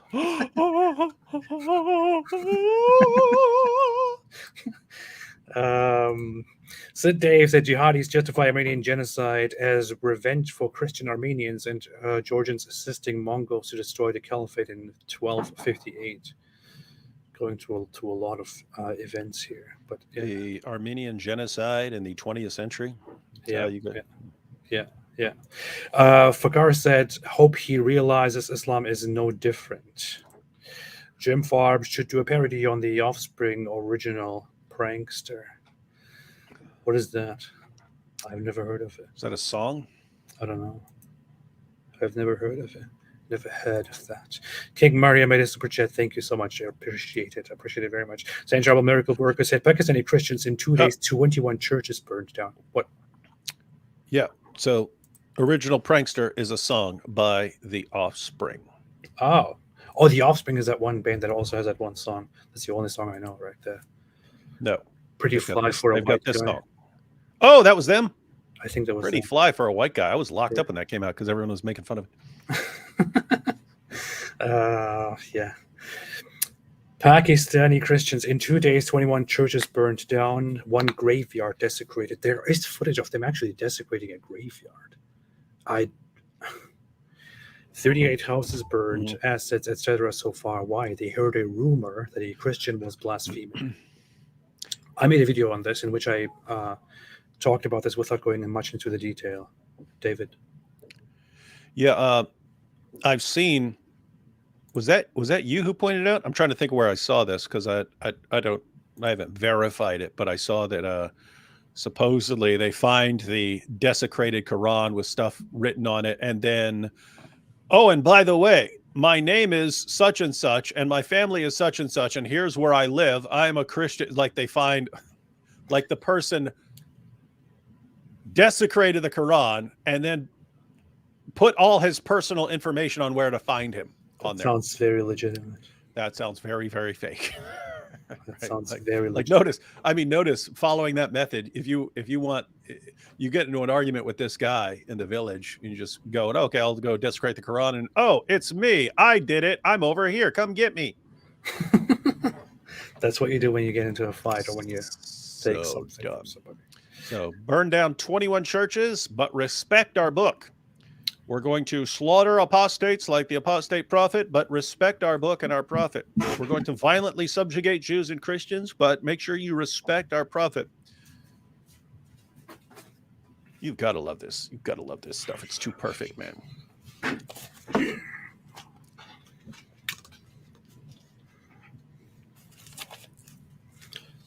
David, you were there when this happened, right? Well, I mean, I was on the other side of that barn. Oh yeah, that's right. But you see, this was the AK-47, right? Yeah. Someone let AP hold an AK-47, and then he did that to a Quran. It wasn't even planned. I was like, we were shooting, and I kept looking at the AK-47, and I said, "Hey, I really want to unload that AK-47 on one Quran," and it was like, "Okay, sure." So I just did it. Those guns were there just for self-defense, but we've got the footage of that. You people will see it. And before Thaddeus jumps in and says, "No, I have the footage," yeah, we know you have the footage. We know you have the footage. When I say, that's why I say we as a group, we have the footage. This is the Quran. This is one of those copies, like those copies that were allegedly ripped up or desecrated or whatever it is, for which people in Pakistan actually went around and burnt down 20 churches and burned people's homes down, desecrated grave sites, left people homeless, sleeping out there in fear, in the cold, without their belongings, without food. This is what they did because somebody disrespected this stupid fucking book. This stupid, ridiculous book here. Hey, you need to bronze that the AK-47. I want to keep this. As Why are you ruining that, man? That's a priceless. That's a priceless artifact. I want to keep this as a trophy. Look, save that one. You can take one of the ones that were mostly eaten by a goat. Okay, fine. Rip that one up. Woo! That was a good throw. Anyway, by the way, guys. Yes, there's some videos coming out called Quran Demolition Ranch. You'll see them soon enough. If any Muslim out there ever thinks it's a good idea to destroy buildings, kill people, threaten people, do any of these things because they allegedly disrespected the Quran or because they actually disrespected the Quran because they actually ripped it up, I will rip up more and more and more. And nobody cares about your dumb feelings. Leave people alone. Let people live. Respect the fact that other people actually let you live, and stop being absolute animals. Stop being absolute ridiculous barbarians who are incapable of living with other humans who don't think like you. What's amazing is, like, to this day, people still never get the point. Like, why you would do, but David and AP, that's offensive what you did there. You still don't get it, right? Guys, you're in the middle of a clash of civilizations. One says you have to respect our book and our prophet, even though our job is to violently subjugate you. and the other side says you have free speech and you have a right to criticize you want. And then the other side, of course, responds, if you do that, we'll kill you and we'll burn churches to the ground and we'll murder cartoonists. And so what do you do in that situation? I'm going to sit up. You can back down. You can back down and change the law, which I just read something that says Sweden is finding a way to ban public Quran burning. So notice you're going to have to change your laws in the West to give Islam a special privileged place in your society that nothing else enjoys. You have to do that. So that's one option. The other option is to just stand your ground, not back down an inch, and say, hey, we're going to look, even if we think that burning books and so on is stupid or whatever, we're going to keep doing it until you get it through your head that violence is not going to solve any issues you have. So I should probably keep some more of this so I can pee on this later. Yeah, my view is you got to give these guys a crash course. You got to give them a crash course on, yes, in that Sharia compliant hellhole you came from. If you think that someone's desecrating a Quran, you go on a killing spree or you go on a burning spree or whatever you do. That is not going to work. You're not going to impose that rule in the rest of the world. It's not going to happen. It's not going to happen, and we will not back down. That's the message that needs to be sent. And instead, we've got a few people who are willing to stick with that. But yeah, here I stand. Here I stand. I can do no other. To hell with your stupid book. I'm not even saying half of what I actually have on my mind, but you can just take whatever you want from that. Mashallah, said Derb Depp. Yeah. Is this from the Philippines? What is this? I don't know. Said B. B. If Allah wants AP to have $10, he says B, and it is. It says B, it is. You know what I do when I just want to rip up a Quran? I don't say B, I just rip it up. Stupid. Dumb. This is the most Islamophobic thing I've ever seen in my life. And I love it. There's going to be more. We have a lot of good footage. The Real Master said, so Allah has... Oh, yeah, we have seen that. Why does Allah have hands, foot, shin, but no pee-pee? That's a very good question, ES 1002. This is... we might start... I might make a video on this after I study this more deeply. Yeah, Anthony has a ton of stuff on there. We should make a few videos because there is some interesting stuff. In fact, I think there are some things about Allah having a pee-pee. It refers to his loins and so on, which is, yeah, so we'll see. We'll see. I'm like you. I haven't really studied it in detail, but hey, maybe we should get Anthony on here to break it down for us and pull up sources and stuff. Probably, yeah. We could talk about, maybe next live stream will be, where is Allah's pee-pee? Because notice when Allah says that he can't have a son, it's because he has no wife. It's not because he has no pee-pee, right? If he had no pee-pee, he could have just, well, hey, Allah, why don't you have a son? What are you talking about? I got no pee-pee, right? He doesn't say that. It's like, I'm all alone here. I got no wife. I have no partner. Anthony Lafleur can't find a girl hot enough for me. Anthony Lafleur said, is SNEAKO having another Bedewico? Absolutely. Yeah. Do you remember what SNEAKO did when you made that joke? Oh, that was hilarious. That's when I realized, oh, this guy's actually funny.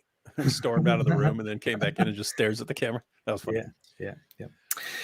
Hustred said SNEAKO can't stop having a continually bad weeko. When are we getting an origami stream? Heard the Quran's pages are great for this. Call it Quranigami. That's what it's called already. Oh yeah, I keep forgetting. I was gonna make an Quranigami Bugatti for Andrew Tate. I think it will actually look cool, like a Quran decorated origami Bugatti. Yeah. Oh, I gotta check something real quick.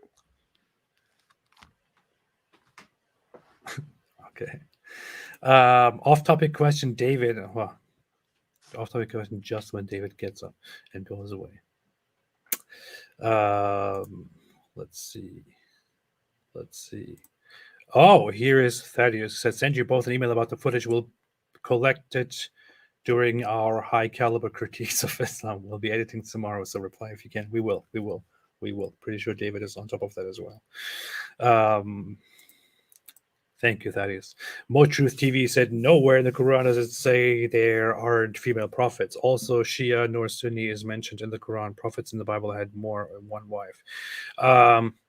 Nowhere in the Quran does it say that there are no female prophets, but nowhere in the Quran is a female prophet mentioned. And when you ask Muslims about whether there are female prophets or not, it is very much an established tradition that there are no female prophets. Pretty much an established tradition. Oh, look at this. Thomas Villager said, $200 if you burn it live. Very nice offer. Unfortunately, during this live stream, I wouldn't be able to do that anyway, even if you gave me $200, because I'm inside a building and I cannot set something on fire right here. But maybe I could do a live stream just for that some other time. Yep. Where'd David go? He's not gone forever. Apostate Prophets got me red pilled. AP, don't hate red pill. I hate red pill. I don't hate red pill. I just find it ridiculous. Very, very ridiculous. Great show. I'll be at the seminar in September. Looking forward to it. I'll save this for when David is back. I think he's there. I hear him. I hear him approaching. I see his shadow. Hey! You see David say he's copying me. He's like, I grew my hair and then he started doing that too. Hey, wait, did someone say seminar in September? Yes. Talking about the R Strong Tower Conference? Something like that. I don't know. Sheikh Boyardi said, great show. I'll be at the seminar in September. Look forward to it. Yeah, so he's talking about the R Strong Tower. For those of you in California or driving distance of California, I'll be there. Matter of fact, you're going to have trouble getting a lineup like this. Not only D Wood, you got Hatoun, you got Jay Smith, you got Dan Brubaker. So he's going to be talking about manuscripts and so on. You've got Anthony Rogers, a couple more people, but pretty killer lineup there. And I think, if I recall, the entire thing is about the Quran and various issues related to the Quran. So be sure to check that out. Be sure to check that out. The only reason it's not it's not being pumped and hyped so much is that I'm not there, which is why it's still boring. If I was going to go there as well, it would be, of course, amazing. Wait a minute, I'm looking for something here. Quickly trying to find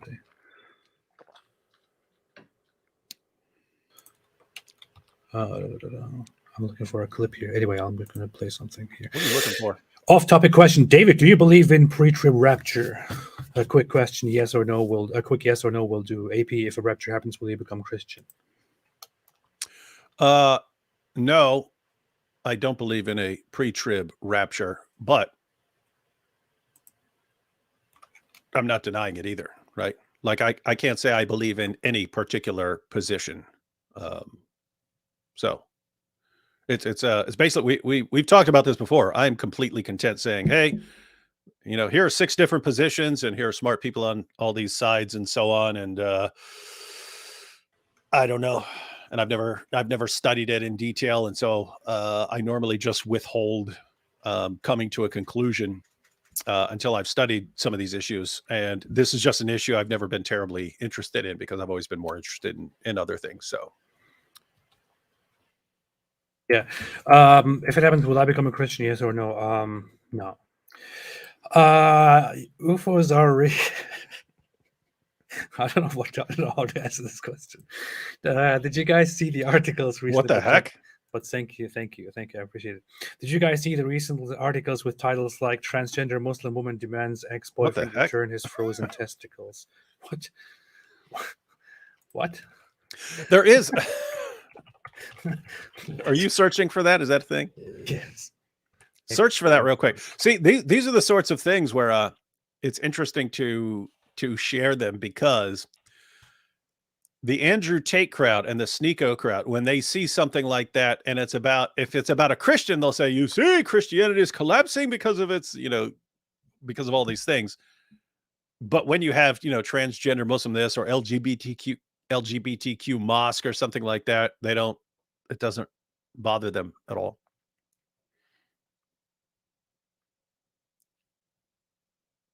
You have no audio? you talking? Can't tell. Oh, New York Post. Why is this? There's just so much advertising. Did you find it? Nonsense. It's very simple. Transgender Muslim woman I don't demands. see anything about. I don't see any mention of being Muslim though. I see an article from Breitbart which says Muslim woman, but This will require further research, AP, yeah, to decide whether this is an authentic story about a transgender Muslim woman demanding her boyfriend I would approach everything that give her Breitbart posts with a little bit of testicles back. skepticism, but I don't know. Not for ideological reasons, simply because it's simply about the source itself and its history with reliability. Michigan man who advises a Muslim woman has filed a legal claim to retrieve his amputated testicles from his ex-boyfriend's refrigerator. What is happening? Okay, I don't want to know more. I will look into this later. Thank you, UFOs are real. No, I have not seen that. I don't want to even further know about it, but I think I will read further about this later on. Mr. Salman said, I can't wait for the day when the moon splits and David Wood recites the Shahada. Same. Too late. The moon already split. Yeah. Muhammad did it. Stop Tell you saying what. that. Tell you Yeah. what. He split Aisha's moon. All right, go ahead. Why? You know what's messed up? I was Yes. debating Kenny Bomer the first time. I was quoting the hadith, and he was trying to point out that I don't actually believe in the hadith, right? Like, which I do to some extent. It's just how reliable are they? But he, of course, was under this delusion. Oh, if you're quoting the hadith, therefore you must grant all of the hadith. And he wanted to show that I don't grant all the hadith. Therefore, I can't quote these dozens of hadiths about Muhammad having sex with a little girl. And he said, he goes, come on, David, do you believe that Muhammad split the moon? And I thought I was about to say, I believe he split Aisha's moon, right? But I didn't. I was like, no, that may be going too far. And then later on, I was like, no, I should have said that. That would have been like the sickest burn ever. Oh boy. Whenever somebody says Kenny Bomer, I just feel like I feel like I get a little bit nervous because I think they just said something inappropriate. And Protestant Believer here just commented it and said, haha, Kenny Boner. It's very, very disrespectful. We would never. Powerful commentary. Protestant Believer. Powerful, insightful, relevant. Yeah. I'd be worried if the Caliph Uthman appeared in Sweden outside an embassy. Instead, stop scamming, man. Oh, hey, Harris. I think Harris Sultan. I think I saw a tweet by him. He was asking why Christians aren't in front of the Pakistani embassy burning Qurans to protest what's going on in Pakistan. Maybe we should do that. Thought he might have a valid point. Maybe we should roll up on the Pakistani embassy. Yeah. With some Qurans. And more. SSP Michael said, hi, AP and Dr. Wood, big fan. Please collab with Adam Seeker. Heard of Adam Seeker quite a bit before. Don't know much. I think I've been on with Adam Seeker before. It's kind of the issue is they're kind of different audiences. Yeah. You know what I mean? They're kind of like different language audiences and so on. Yeah. They appeal very much to the Indian subcontinent audience, I think. So Loni Tutubal said they memorized the Quran dot for dot, word for word. Now why they don't recite the ones eaten by a goat? Maybe it was an embarrassing content to be part of the Quran. Yeah, it was. That's the story. I think it's basically massively overestimated by Muslims how much of the Quran was actually memorized back then. Precisely. Like they tend to think that there are all these like hundreds of followers who had the Quran memorized and so on. I think you get like there were basically like 4 people who had all of it memorized supposedly, and even they couldn't agree on certain things. Yeah. And by the way, you can imagine why that is. I mean, Muhammad's walking around, and there's all these situations going on. And first he's in Mecca and Medina, and then they're on, military campaigns and so on. And as issues are coming up, he's coming out saying, I have a revelation. And it's not in a book form. It's just things he's been reciting over the past 23 years. he then dies, and you say, okay, we need to make a book out of this eventually. Well, it's going to be a pretty messy process. It's going to be a pretty messy process. And that's why you find when Uthman, first Abu Bakr, but when Zayd ibn Thabit was told to compile the Quran, he said it would be easier to move a mountain. Be easier to move a mountain than to do this. And which makes no sense. Which makes no sense if there are all these guys who have the Quran memorized and it's in the correct order and everything is easy and stuff. All you need to do is sit some people down and say, all right, I'll start writing. But no, it says it was a nightmare. Why? Because it's a big, messy process. That's why. I move mountains all the time and it's not very easy. I have to point that out. Leon said, Muslims gave my dad a Spanish Quran. Oh yeah, shooting practice. Yeah, target practice. Yeah, no, seriously. When I put out a little warning, not too long ago, warning these guys who are plotting, because there are people plotting to murder Hatun, like they're actually engaged in the plot to murder Hatun. And I said, if they're ever successful, I'm going to launch a pretty massive global Quran desecration campaign. I just wanted to notify everyone. I've heard from multiple people who have access to pig farms who said we're welcome to use those pig farms. And apparently pigs will eat anything if they're hungry enough. And so, guys, do you want, those of you who are desperate to defend the Quran from criticism, so desperate that you are trying to kill Hatun, if you are desperate to defend the honor of your book, do you want it going through the entire digestive tract of a pig? Just keep that in mind. What are you laughing at? That's funny. I need to see Shaky Booty debate David. We had a debate arranged between Shaky Booty and David, but due to time constraints, it couldn't take place. That is still something that is still planned and might happen in an unforeseeable future. I think both of them are good debaters, Shaky Booty and David Wood. It will happen. Powerful. It will make it happen. We'll make it happen. Goat said, leave my family out of this.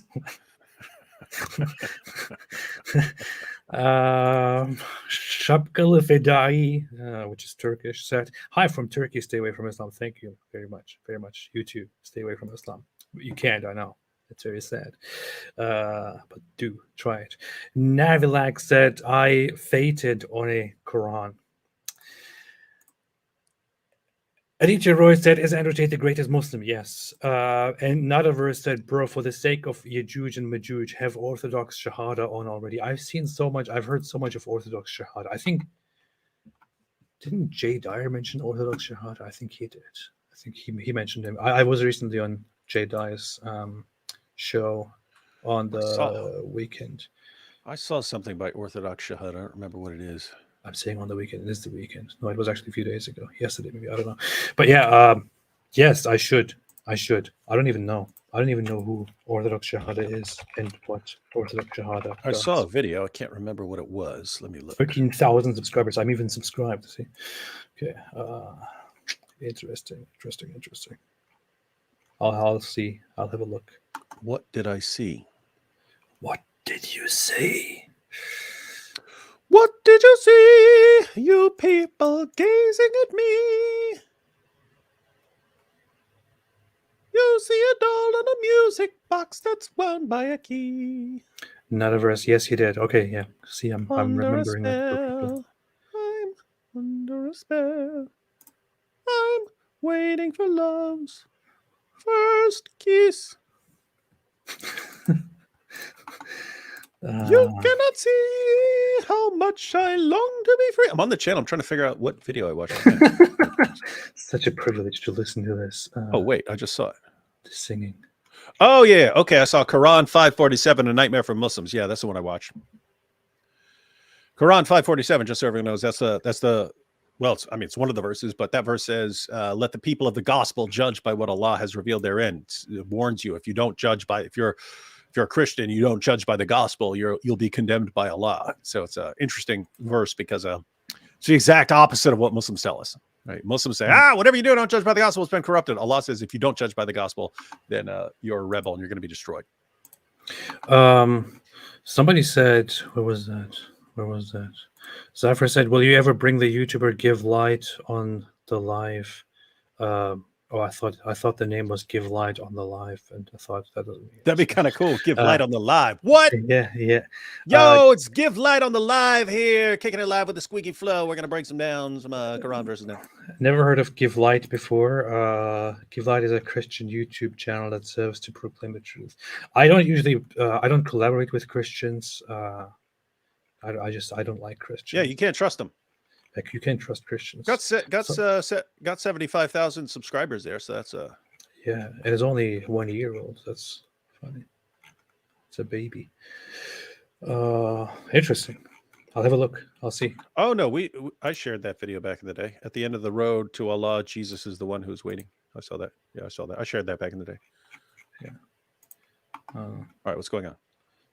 I don't like Christians. I don't know. It's because you're racist. Yeah, pretty much. The real massacre said is Alidawa singing. Yes, that was literally Alidawa singing out of David Wood's mouth. That's what happened. The only song I like Ali Dawa singing is "We're proud of that." All right.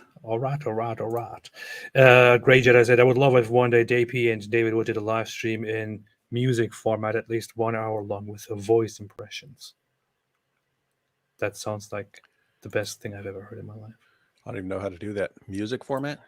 Yeah, it's gonna just be a musical. You know, we're gonna do a musical together. Fad said he's an ex-Muslim. AP, he's an ex-Muslim. Oh, is that why I watched his video before? I don't know. Maybe I'll check it out. I hurt myself today. To see if I still feel. See, it works.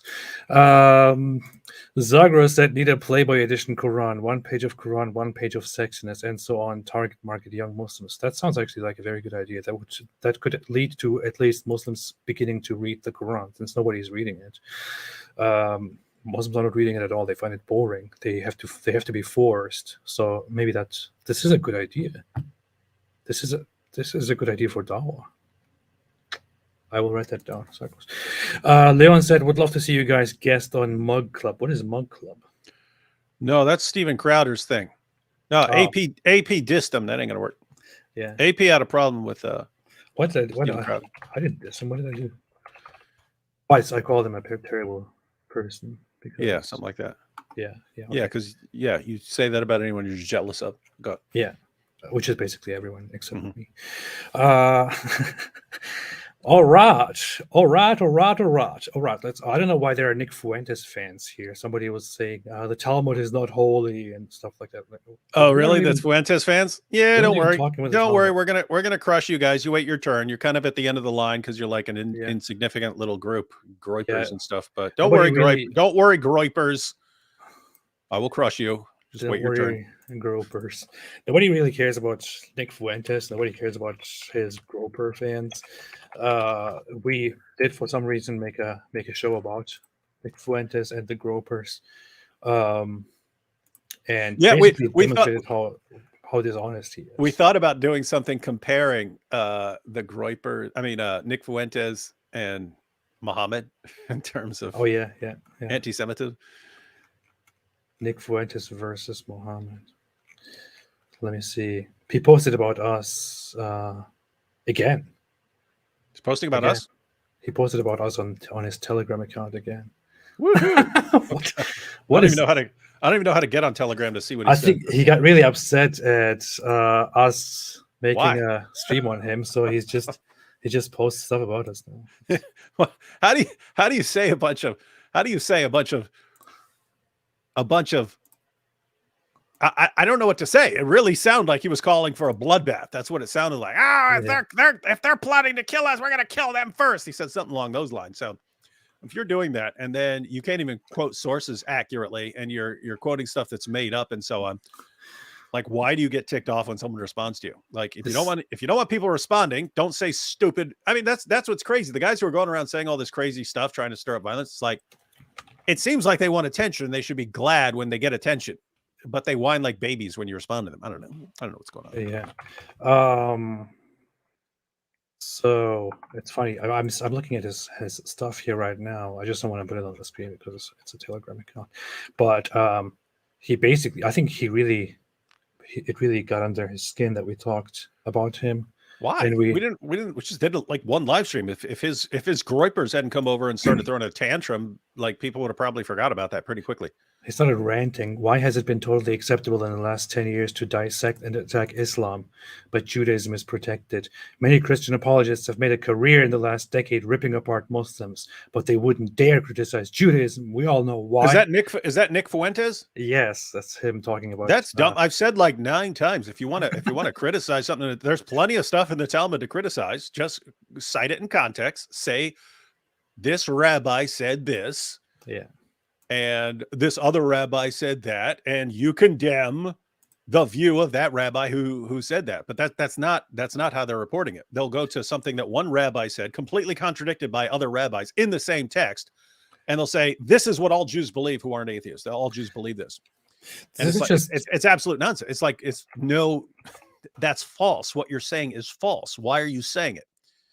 So anyway, this is just one of those examples of these neo-Nazi guys being completely dumb and acting and not engaging with the actual point at all. We made a whole live stream where we basically where we demonstrated how much he lied, how he misrepresented things deliberately, and we even pointed out that there is legitimate criticism to make against the Talmud and all of that.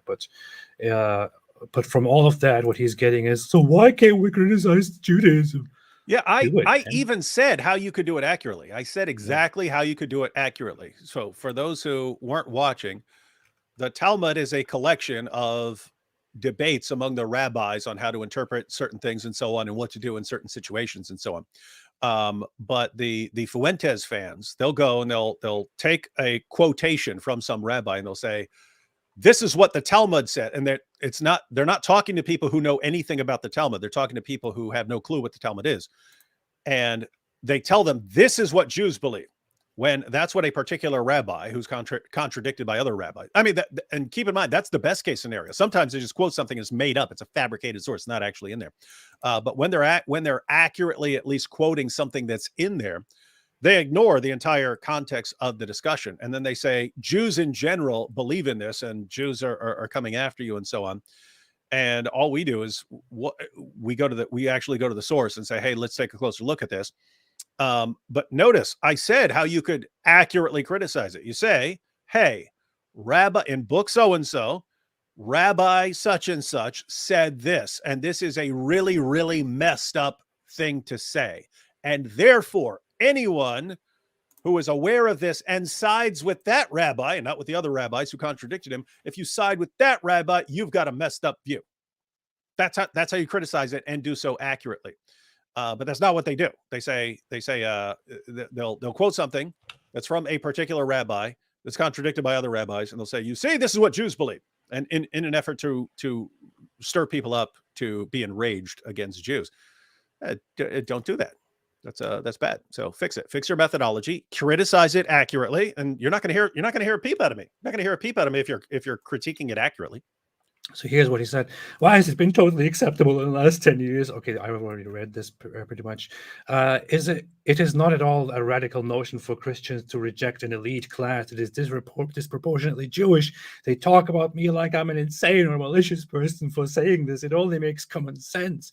It logically follows that we should have Christian leadership of our country, not Sharia law, not Talmudic law, not secular humanism either. The gaslighting is crazy. I feel like I'm stating something. We do one live stream and he can't get over it. What? The gaslighting is crazy. I feel like I'm stating something so obvious, and they call me demonic. People have this deranged, almost violent reaction to what I.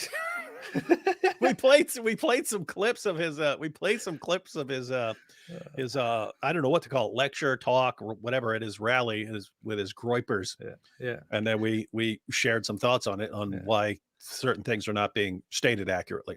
They call me demonic for it, or they want to bring in the expert to fact check me. It's like, okay, what expert? What expert? All we did was actually go to the text. It's like I said, hey, why don't we look at the text? Yeah, yeah. It's like, okay, what's the fact check on why Christians would want to be ruled by Jews and atheists? Or tell me why white civilization disappearing is a good thing? How is what I'm saying more irresponsible than the status quo, which is to have porn, drugs, and degeneracy everywhere?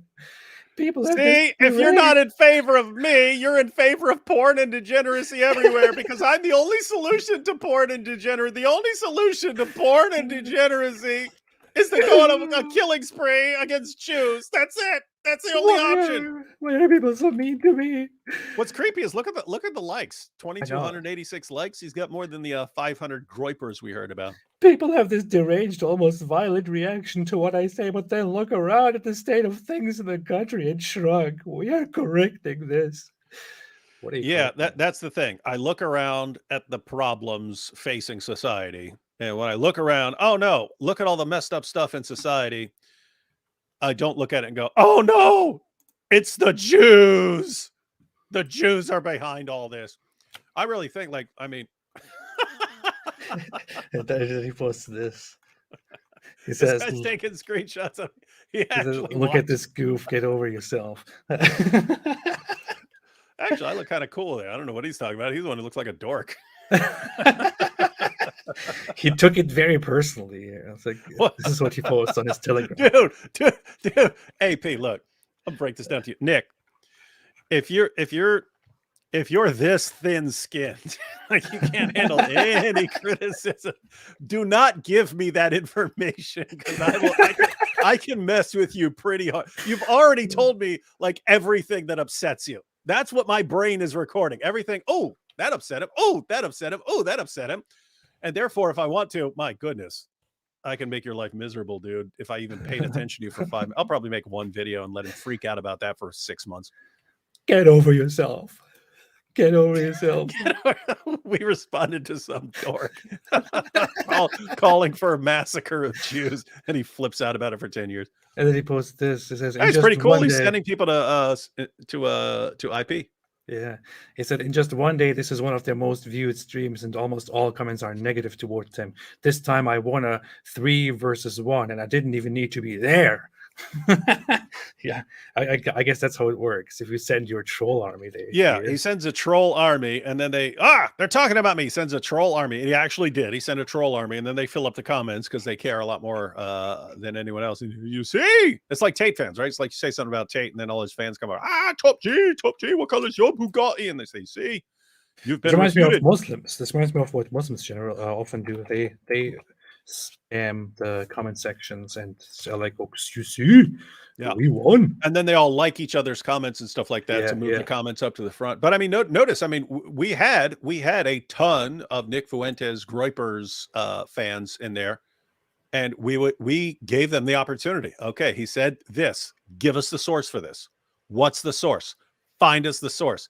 People still were coming up to me days later on Twitter saying this is the source, and they're all copying the same fake source, right? That source. That's not the Talmud. What are you talking about? They don't get it. Anyway, so those are the Groypers. Those are the Groypers. Bad idea. Letting us know how easily upset you are. This is how he sent his trolls over. This is what he does. As soon as we scheduled the live stream, and he did this very quickly. We set it up, and he immediately. Somebody told him, I guess. He took a screenshot of it and posted it on his Telegram account with a little smiling SpongeBob meme here, which basically alerts all the Groypers and says, go there and troll this live stream. And the result is pretty great. I mean, we had this band of winners with really great lives jumped on it instantly. Yes, they did. Yeah.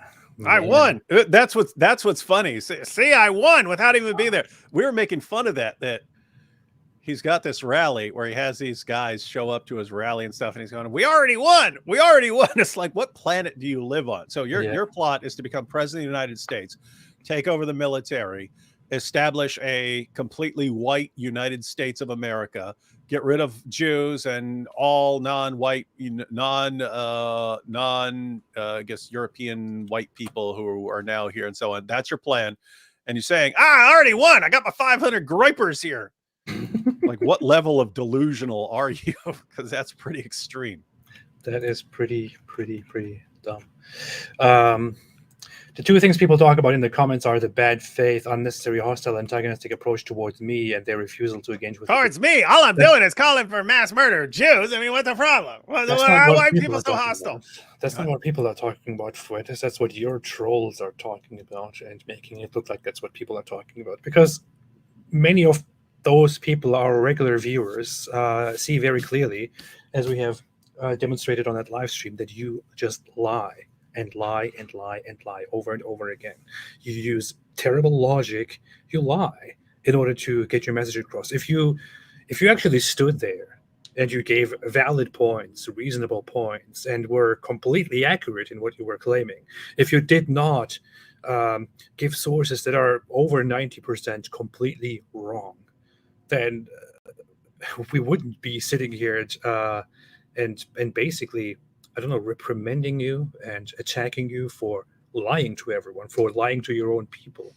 We wouldn't call you a liar. We wouldn't call you a scumbag. We wouldn't call you. And there's actually maybe reasons. Still do, actually, I don't know. Like I generally don't care if some idiot with 500 followers or whatever is spouting complete nonsense. On this particular issue, there are enough groups around the world who hate Jews where you actually could have a future bloodbath, right?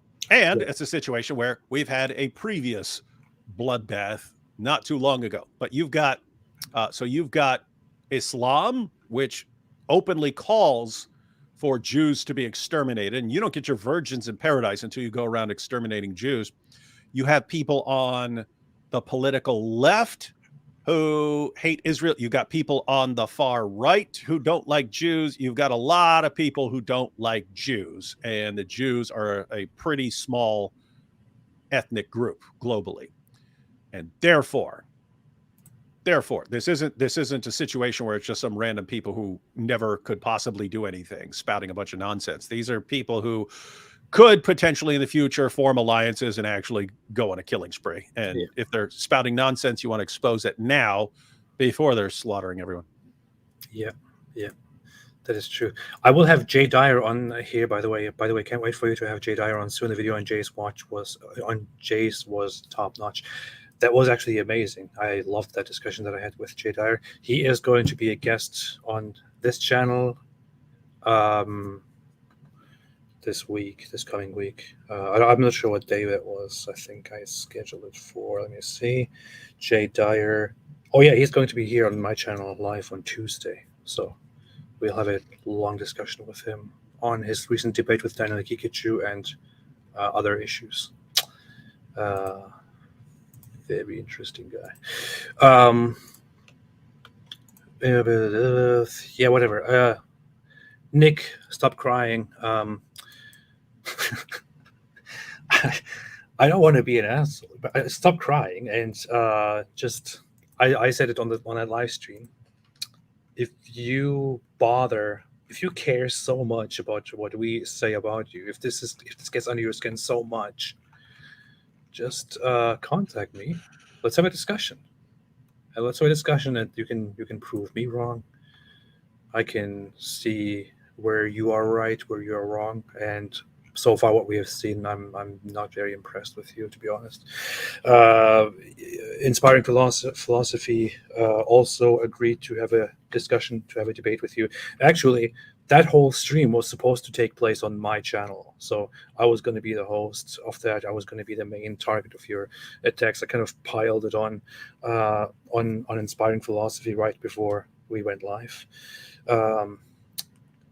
But hey, you guys came, you sent your trolls over, and you gave him a very good view count, and your gropers even made a lot of super chats. So that's a very strange way of winning. But hey, Nick Fuentes, I like that. Yeah, you don't need to send your gropers. If you want to have an actual discussion with me, I'm ready to actually engage in a good faith discussion with you, despite the fact that you believe in basically discriminating against entire groups of people, in separating, in genocide and all of that. I don't need your gropers. I can sit down and have a discussion with you without all the groping. Just get in touch with me if you care so much. I think IP was willing to debate him, but later on when I said, hey, what topic? He said, I think I'd need to debate him on whether dinosaurs exist first. Nick Fuentes just rejects the idea that dinosaurs existed or something like that. So yeah. Anyway. I thought he was a complete idiot and a scumbag and a joke. But then I saw these leaked messages between him and Milo, where Milo is basically reprimanding him and telling him to put on a bigger coat when he goes to his next speech, to his next rally, so he can be respected because he doesn't look serious enough. Not enough people are coming. And he's like, oh, okay, can you give me more tips, Milo? And I just thought, after seeing that, I just feel bad for this guy. Thoughts on Jean-François Garlépil? So it looks like a nice guy, but hangs out with the likes of Richard Spencer and Nick Fuentes. So I'm not sure what's up with him. I don't know who it is. He also debated some Muslims on MDD. Yeah, I don't know who that is either, but based on his company, I would probably not be a fan. Yeah, Jean-François Garlépil. Guys, keep in mind, Richard Spencer is not Robert Spencer. Yeah, that's different people. Robert Spencer's cool. Richard Spencer, not so much. Jean-François Garlépil, I have no idea who that is. I think that's a streamer who turned toward that camp as well. I wouldn't like him just because of his name, but when you factor in the other things. Garlépil. What are your thoughts on the war crimes Israel committed against the U.S.? This is a Fuentes fan. This is a groiper. Are we still talking about this event? Which this is a perfect example. Israel mistook, the Israeli military mistook a ship for an Egyptian ship and then bombed it. But that was the 60s. Yeah, that was the 60s. No, notice war, right? These things happen all the time in battles and war. So like the U.S. Embassy, I think it was 1999, the U.S. Bombed the Chinese embassy and so on. Yeah. But this is actually the issue. Yeah, all kinds of things like this happen. But when you fixate and say, when Israel does it, you see, it's a plot by the Jews. They really wanted to get into these problems. They really wanted to bomb the USS Liberty. In fact, it's Liberty. That's why they did it. They chose the USS Liberty because they wanted to show that they're destroying liberty in our country and stuff. And that's because of the Talmud. You go to the Talmud. And it's all this plotting. And it's never just, they mistook it. They do not actually want to piss off the United States. They just thought it was an Egyptian ship. I guess I bet there are interpretations of what happened there. To me, just when you bring this up, I think, are you kidding me?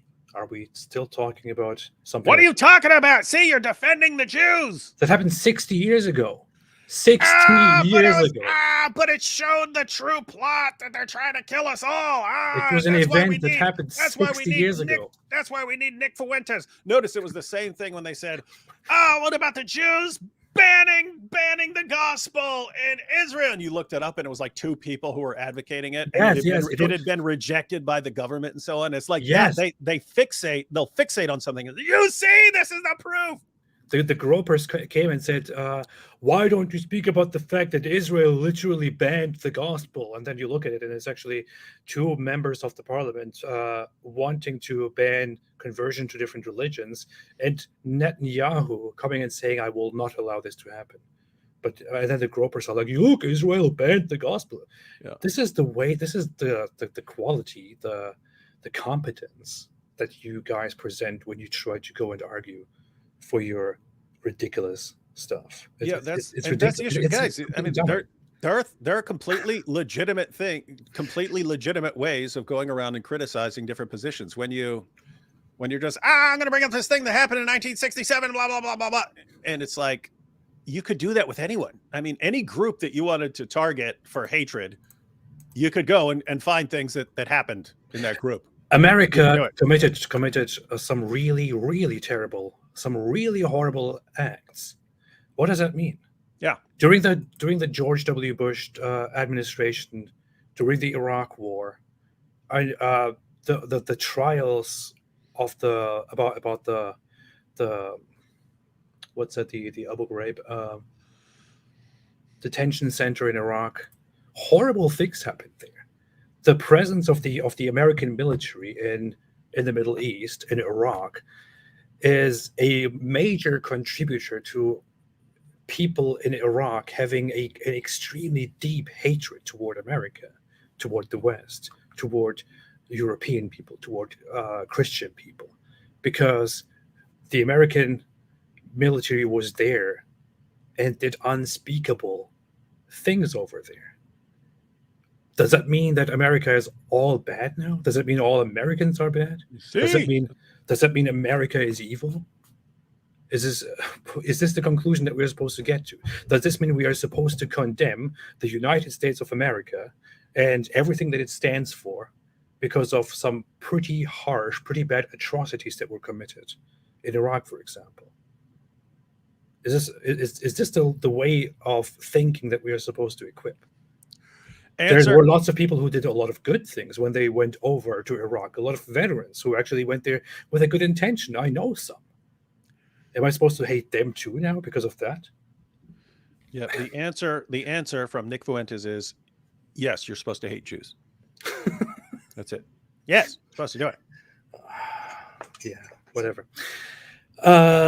Yeah, okay. Liberty was showing American flag. Yeah, I'm not entirely sure with the familiar. I'm not entirely familiar with the. And it's jet flying over.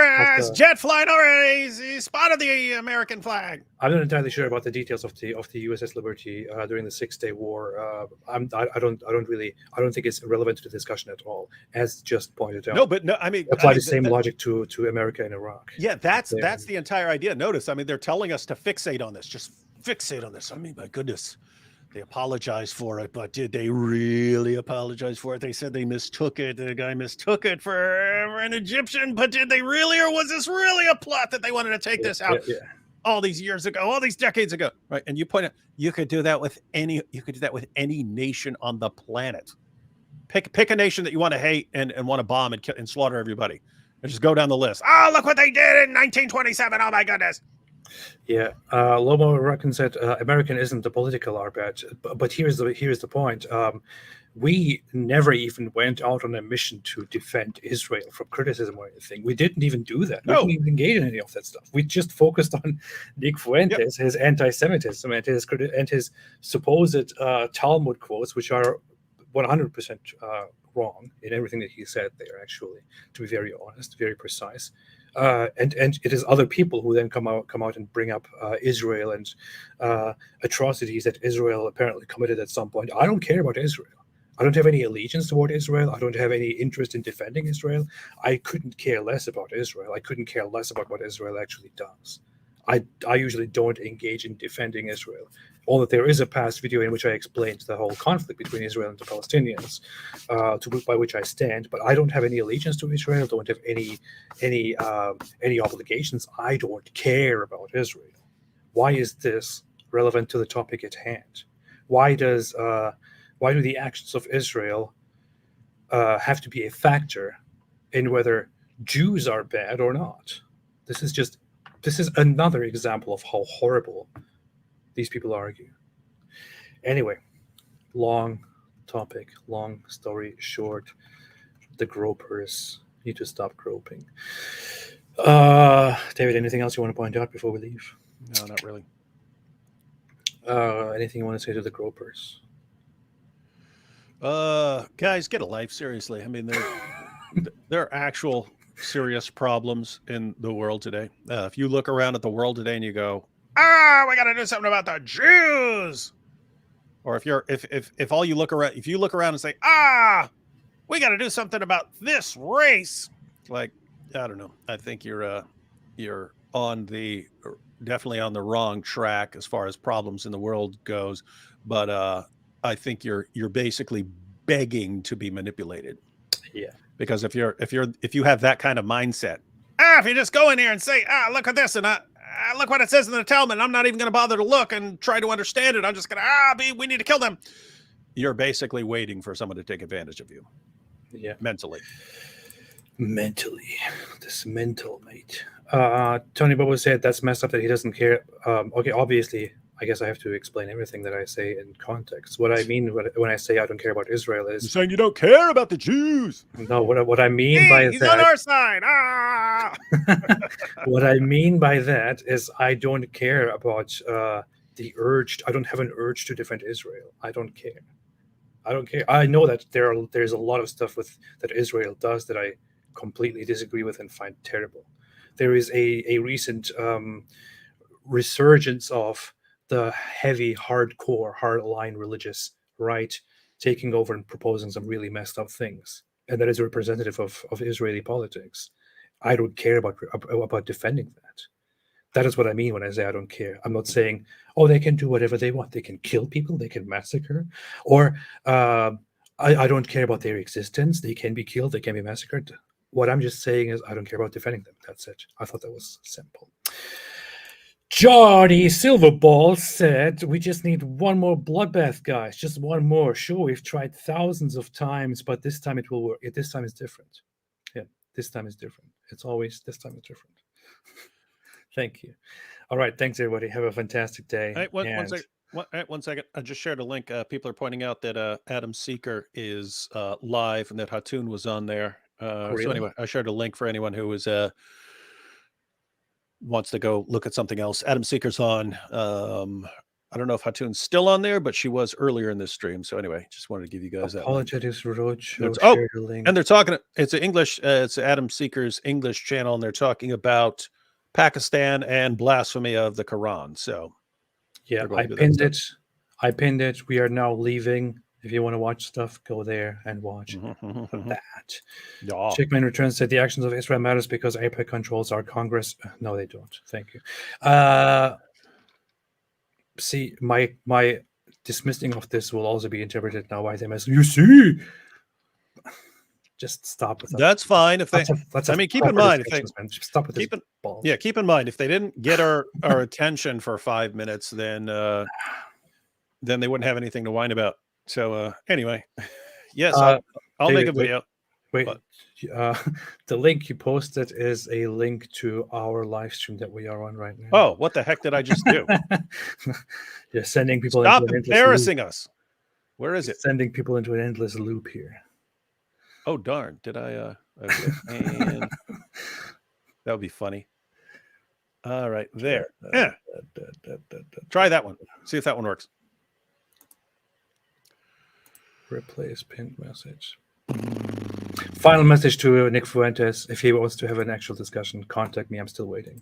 Otherwise, I'm gonna tell you about the Jews. The Jews. You see this churches being burned in Pakistan. You know who's behind that? I'll give you one guess. The Jews. The Jews. It's always the Jews. Jews.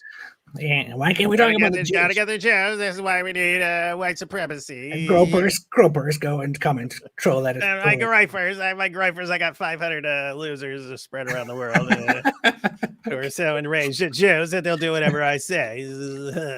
He was crying because of the personal attacks, and now you're just doubling down. He was gonna cry even more. That's what's crazy. Like we go pretty hard on various things, but we got pretty thick skin. We can take the feedback. We don't even pay attention to the vast majority of it. I can't imagine losing my mind. I made a live stream going through what I said. What a dope. All right. Thanks, everybody. Have a fantastic day, and stay away from, don't grope people, and listen to what this guy is about to say here. Stay away from Islam.